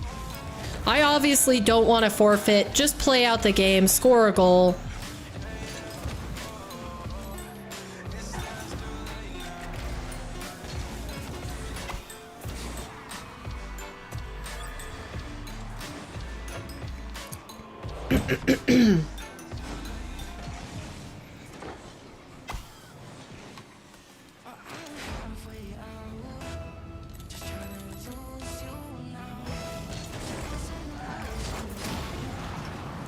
Sure, I die there. That makes sense.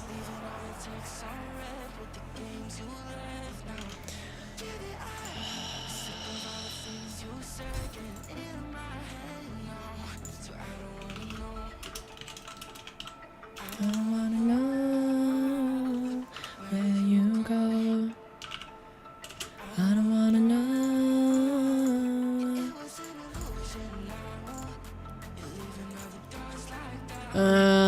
We're going back to the path. I made a rule. I made a rule for today that if I lost by 2 games and I felt like I wasn't playing well, then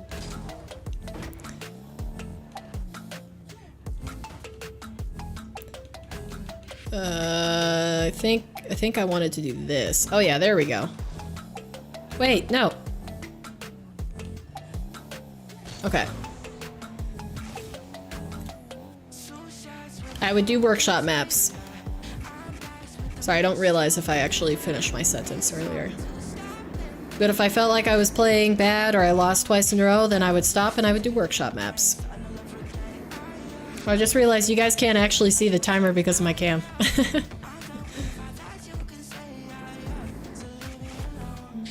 I don't wanna know. I don't wanna know where you go. I don't wanna know.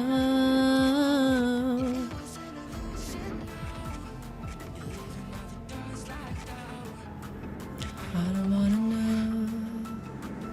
I don't wanna know.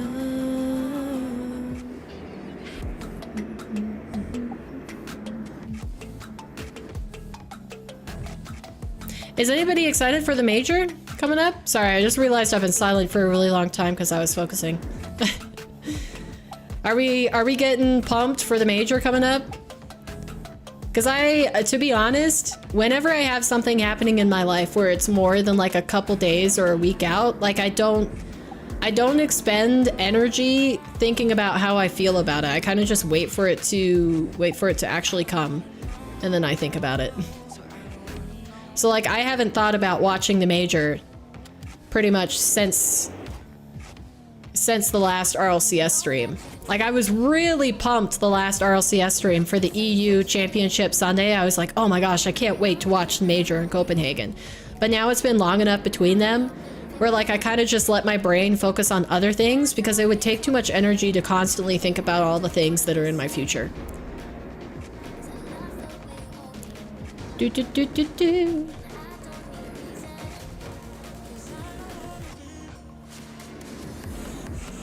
Have I dropped the ball yet? I don't think I've dropped the ball, right?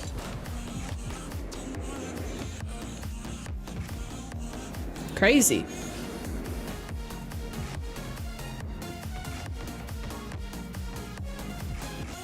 My carry skills are unmatched.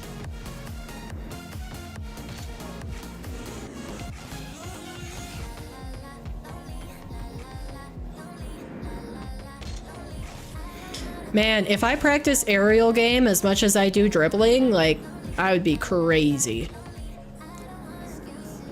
Yeah, I don't think I've dropped the ball. I'm kind of nuts right now.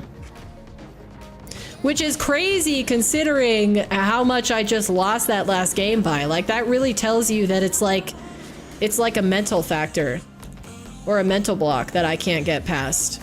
It's not my skills. My skills are good. Oh, does that get over? Nope. Darn it, first death. Unfortunate.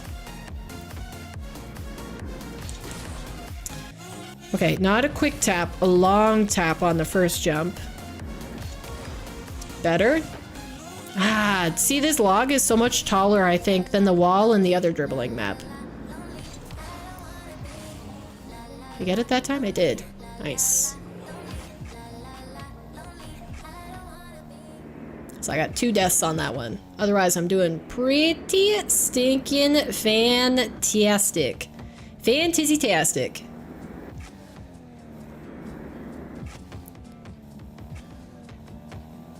Ah, now we're into the Isaac Gap music. I just added those this morning. Actually, I say this morning, but it was like 10 minutes before the stream started. I was adding more music to this this playlist. Uh-oh. Oh, I got it.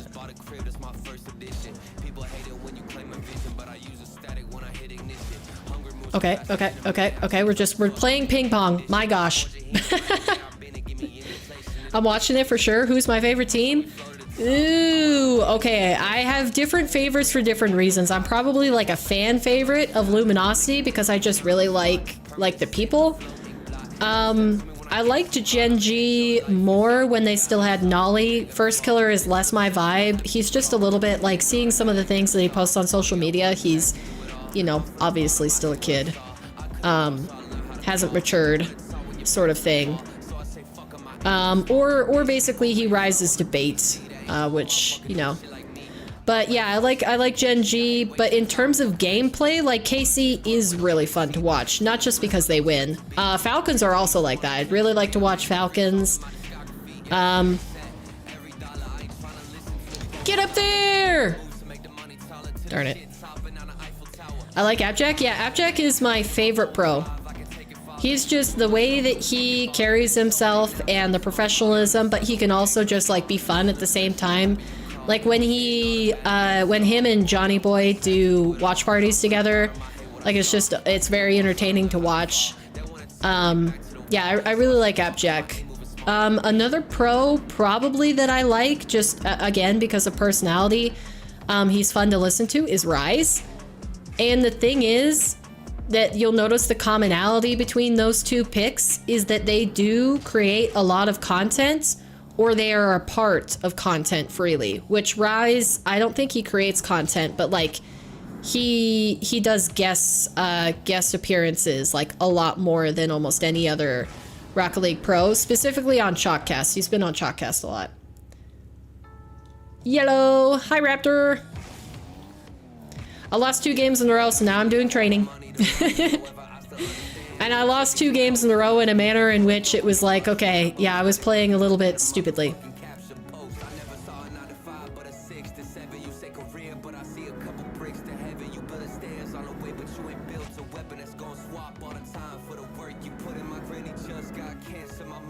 Nice. My fingers are warming up again. Man, that's so crazy when you get out of the fog there.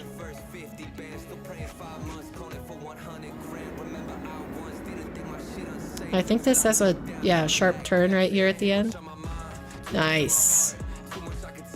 Nice. Oh, there's a little egg here. I didn't know that. Wait, let's listen to this egg. It's gonna reset me, isn't it? Okay, no. Life in my treehouse is a tranquil existence, I must say. I don't really care much about the goings-on. Wait. I don't really care much about the goings-on in the world below. I'm content to just hang out here, perched in the branches like an egg in a nest. Anyway, you should totally go talk to my cousin Greg. He's a real crack-up, if you know what I mean. You'll get a kick out of him. He's got all sorts of crazy theories about the king and the queen. The guy really needs to chill out. Nice. Nice. Hey, those eggs are nice. I wish more people made workshop maps that had those like little personality inserts in there. Is this a Rocket League RPG? It's the Path. It's the Path workshop map. Also, hi, Erica. Sorry, I didn't see you. Did I win? I choose orange. What? Zen and Dark are just better than Appjack in my opinion, but for what reasons? Vitality is your favorite team, Connor? I like Vitality too. It was interesting how much they threw in Major number 2. I'm going green today, Wolfie. No red? Yeah, no red. As long as people don't choose red. Paper, I'm 10 games down GC. Ooh, in 2v2? When Johnny says, can you explain this, Jack? It hits different. It really does. But I mean, if you're new to my content, you'll soon realize that I am a huge Johnny Boy fan. I really, really like his content. I agree with most of his takes. Actually, I agree with his takes the most out of probably any other like analyst or caster. So yeah, I just any content that Johnny makes, I'm usually a fan of. There's a rare few takes where Johnny has an opinion and I'm like, yeah, I don't quite agree with that. But it's not like I vehemently oppose what he's saying. I just have a slight variation on the opinion. I forgot that was there. Oh, it went through! It's because the branches have collision. He's seen so much, though he's the best to know. Yeah, I really value his 1v1 experience. Jack for personality, not skill? I don't know, Connor. So the one thing about Jack is that I would say personality, not skill. But did you see the 1v1s between the end of RLCS last season and before winter last year? Like, I'd say, when was World? September... Was it September last year? September or August? One of those. It was August. Between August and December, watching Appjack's gameplay, I respect it so much because he was falling off mechanically at the end of our LCS last season. You could see that he just like, you know, if you were going to list the top 10 mechanical players at a major, he wasn't in that list. Like, he was good, he could keep up, but he wasn't like a Zen or a Dark or, you know, people like that. Like even Chronic or Nolly are really, not Nolly, that was a bad choice, but you know what I mean, where you would pick out a ton of those players and you're like, okay, yeah, those guys can pretty much do anything they want with the ball if they have it. Like if they have the boost and if they have the space, they can make magic on the ball. And Appjack was kind of falling off of that. And he realized it, so he grinded his mechanics. And then watching one of the first 1v1s that he played after the RLCS season was over last year, you can see the difference. It was crazy. So like, I highly respect him for that because I think it's hard. I think it's hard to be putting that much time into the game and already feel like you're, you know, one of the best and still be humble enough to realize that there are things that you can improve. Because like there are plenty of pros that probably like see Pogos, like you said, for example, Pogos coming out of nowhere. There's probably some pros who see Pogos coming into the game and they're like, okay, yeah, that's good for freestylers, but it doesn't have an application in you know, RLCS top gameplay 3v3. Like, I won't have the space to do a pogo or the opportunity to do a pogo. But the pros that I really like are the ones that see mechanics like that and instead of saying it won't work, say how can it work? And that's a mentality difference that I respect. And sometimes people, like, they maybe have that mentality at some point and then they've just been in the scene so long that they need to move on to something else.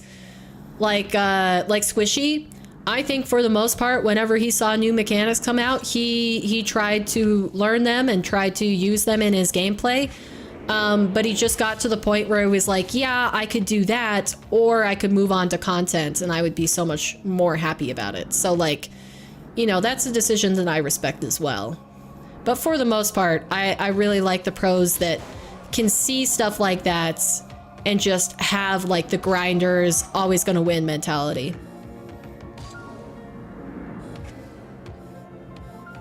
Okay, I really struggled with this level last time.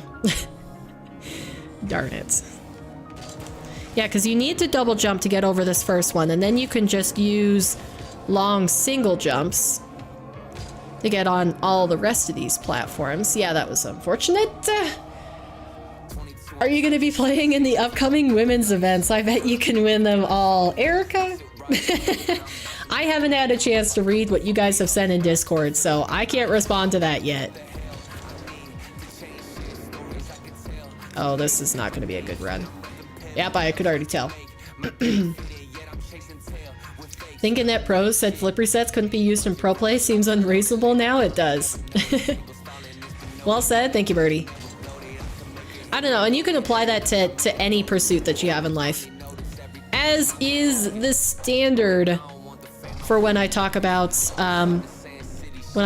anything in Rocket League. Does that get annoying for me to say, where I'm like, this and this and this, and I think this is a good point because of this, but also it applies to just life in general? Does that seem too high-handed? Because I feel like we're just having a conversation, but without the true, like, back and forth, you guys can't verbally respond to me. Like, I feel sometimes like I'm preaching from a throne, you know?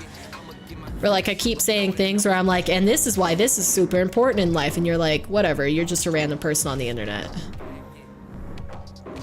No! Erica, I'm gonna try to make it to this gate before I end stream because I have to show you this. If you haven't done this map before, have you? I did it earlier in stream, but I gotta get in there. I find Rocket League hard. It's a difficult game. You know, the only reason that you don't find other games hard, like shooters, is because you've already played shooters before. The vast majority of people that play one shooter can play all shooters, but there's just not a game like Rocket League, so you don't have any of that those prior gaming hours to lean back on. Did I make it? No! It's so far away. This map seems cool. I know, I want to do a full run through of it at one point, because I've never watched somebody go all the way through it. Wow, okay, I really should have lost control of that ball. I'm surprised that I didn't.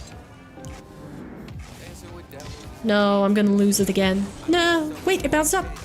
Yes, yes, yes. Hey, it's cheating, but I'm gonna count it. Okay, so there's this little egg here, right? Let's talk to the egg, chat.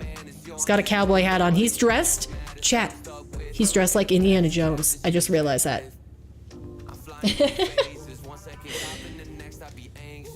Nope, I rarely do workshops. This one has to be one of my favorites that I haven't actually explored yet. I'm better at Rocket League than shooters because of how I play. I play weird. Oh, I'll take your word for it. It's Egg Deanna Jones. Nice. Okay. This is once great temple of Korlu... How do you say it? Cockurlyukan? However you pronounce that. A holy space dedicated to worshipping the god of the feathered sun. The place has been ransacked, but there might still be something of note inside. Fortune and glory, kid. Fortune and glory. Anyway, give me a hand with this door, will ya? Legend says only royals can open these doors, but nothing we can't get around. Wink, wink. You got something to smack those activation plates with? I bet that does the trick. I know my voice acting is lackluster, but it's only because I haven't practiced it. It's not because it can't be good. One activation plate. See, it lit up purple. Well, more purple than it already is. Ah! Okay, okay, second run for sure. I got this, I got this. Okay, third run for sure. I have this. Oh, I did get it. Nice. Wait, can I just do it with my car? Anyways, that's the castle. I don't have time to continue on today. Oh, let's farther away from the dude, the egg. So let's go ahead and switch over to the other scene. I definitely didn't play like hardly any games. So I am going to be even more behind than usual, but it's all right. We'll get there eventually, right? Right, Chad? Right? Cheater? Wait, why'd you call me a cheater? I didn't cheat, Raptor. That was totally within the rules of the game. Sometimes I wonder what would have been if I continued to try and voice act. Wait, you did that at one point? That would be cool. Anyway, so for anybody who doesn't know, you don't need to leave stream just yet. We're done with the game, so but we have one more order of business to attend to. And that is the legendary poster. I'm hyping it up, but it's not actually that crazy. Basically, when I first started streaming, I created this poster of my gamer name, and for every piece of content I make, we add a colored dot. To be able to pick the color of the dot, you have to be added to the wheel, and then the wheel has to choose you. To be added to the wheel, you have to retype the word that I am going to drop in chat right now, which is, we'll just do a pretty simple hello. Say hello, and then anybody new who pops into chat will be really confused. But I'll get the wheel up and going so that we can add some people to it. And anybody who types that word gets a free name on the wheel, one name on the wheel. But if you are using Truffle Chat, which is a chat extension that you can add to your browser if you're watching on desktop, you might have seen it in chat already, but you basically just go to that Truffle VIP extension link and download Truffle Chat, and it allows you to see the chat as it is showing on the screen right here. So you can see emotes that people drop. You can get the flag badges next to your name like Raptor has up here for the US and Mexico. It just has a whole bunch of fun stuff. So if you're on browser, definitely check it out and see if you want to use it. You could always delete it if you don't like it. Okay, so we got Erica on here first. But basically, the point of getting Truffle Chat is not only that you get to see emotes, such as this one with your own eyes in your own chat, but you get to do what Wolfie just dropped in chat. Wolfie, aka Erica. Her name is actually Erica. She's my teammate. Where you can buy, with watch points from tuning into the stream, you can buy channel point redemptions, such as adding your name in extra time. Which she has done. We got B, Raptor. I mean, you know, you're being funny with the hola instead of hello, but I guess I'll count it. Cody, I only use my left hand to play, can't use my right hand, so I'm a one-handed player. Also kind of like the English player Ashley. Do you use like other parts of your body? Like I think he used his chin. He pressed buttons with his chin. I haven't seen him in a while, but it was really cool to see him play. Cody, Connor, let's see, anybody else? Cody, hola, bonjour. Oh, my good. When you guys say it twice, it's harder for me to catch. And then an extra one for Erica, because she redeemed the emote, the +1 name emote. Rip my channel points today. I know, it's so unfortunate. Wait, I didn't spend on this one. It's the same as last one. Oh, so are you permanently getting it? I'll have to check into that if so, but... Does that just stay forever to use? It shouldn't, but I mean, I guess we'll figure it out. Someone got banned on Rocket League, so I can't free chat? No, just my left hand with a normal Xbox controller. Oh, that's crazy. Okay, so I think that's everybody, unless somebody else types hello in chat. Try it again. So you only bought one, right? Try putting it in another message and see if it pops up. Oh, there's King. Get King added. Try doing it again, Erica, using the emote. I used to have a friend that would do half KB, half controller. Oh, no, you didn't miss the wheel. We're still doing it. Oh, sorry, you guys can't see it. My bad. Oh, Mister, say hello. There you go. Mister. That's funny, you thought I wouldn't show up? Huh, no, you can't escape me. It's still there? Wait, yeah, huh. Interesting, I'll have to mess with that in the back end. Let's see. Maybe I put it on like it lasts for a month or something. I thought I set it up fine, but maybe it's a permanent emote redemption. So many people? Yeah. Can you put it twice in the same message, Erica? Okay, but that I'm gonna go ahead and spin it because I think we got everybody. Hold on. I still hear my car in the background. I could hear the rumble of the Fennec engine in my ears. All right, here we go. Man, okay. Well, I'll have to rethink that one then. Thank you for being honest about it, Erica. Oh no! You're kidding! No, that's the one person who shouldn't have won. Oh man, you don't even need to say anything. I know what you're gonna pick, and it's gonna be red.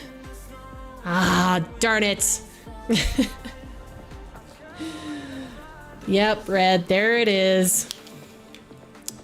Could have gotten somebody else. But see, the thing is, we've gotten purple and pink and blue on there enough times that I think I can space them out. At least one of these. Okay, I'm gonna put it along the side. Oh, that dot's a little bit bigger than the others, but it's okay. All right. Scripted? Yeah, really. I wish I could ban him. Somebody should have used a respin. Oh, man. All right. There we go. There is Mr.'s red dots added to the wheel, or added to the poster, not the wheel. Oh my gosh, I can't speak anymore. Are you serious right now, bro? Of course. All right.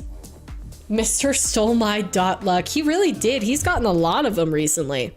Anyways, that's going to do it for today. We will be back tomorrow at the regular start time at 12:30 p.m. Mountain Time if you want to tune into the games. Maybe I'll play more 1v1 games tomorrow. I don't know. Maybe I'll stream again tonight. I don't know. I've got a lot of stuff to catch up on. Did I miss anything fun during stream? No, I did a lot more training instead of games because I just didn't have the mental to play 1v1 today. So yeah, that does it for today. I've got to skedaddle and attend to other matters, but, I might have a surprise stream tonight. I don't know. I haven't decided, but I also might just need a little bit of time off Rocket League. I might just need to not play the game for a hot second. That would be fantastic. But I hope you guys have a good rest of your evening. If I don't see you later today, then I hope you pop in tomorrow.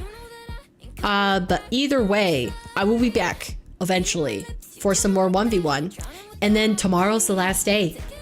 We're going to be watching RLCS Thursday, Friday, and Saturday. So if you guys are interested in an RLCS watch party, you can look forward to that. But yeah, I was going to say, let's see if we can play because I canceled my meeting. Maybe, we'll see. Anyways, that's it for me for now. I hope you guys have a good rest of your day, and I will see you later, chat. Goodbye.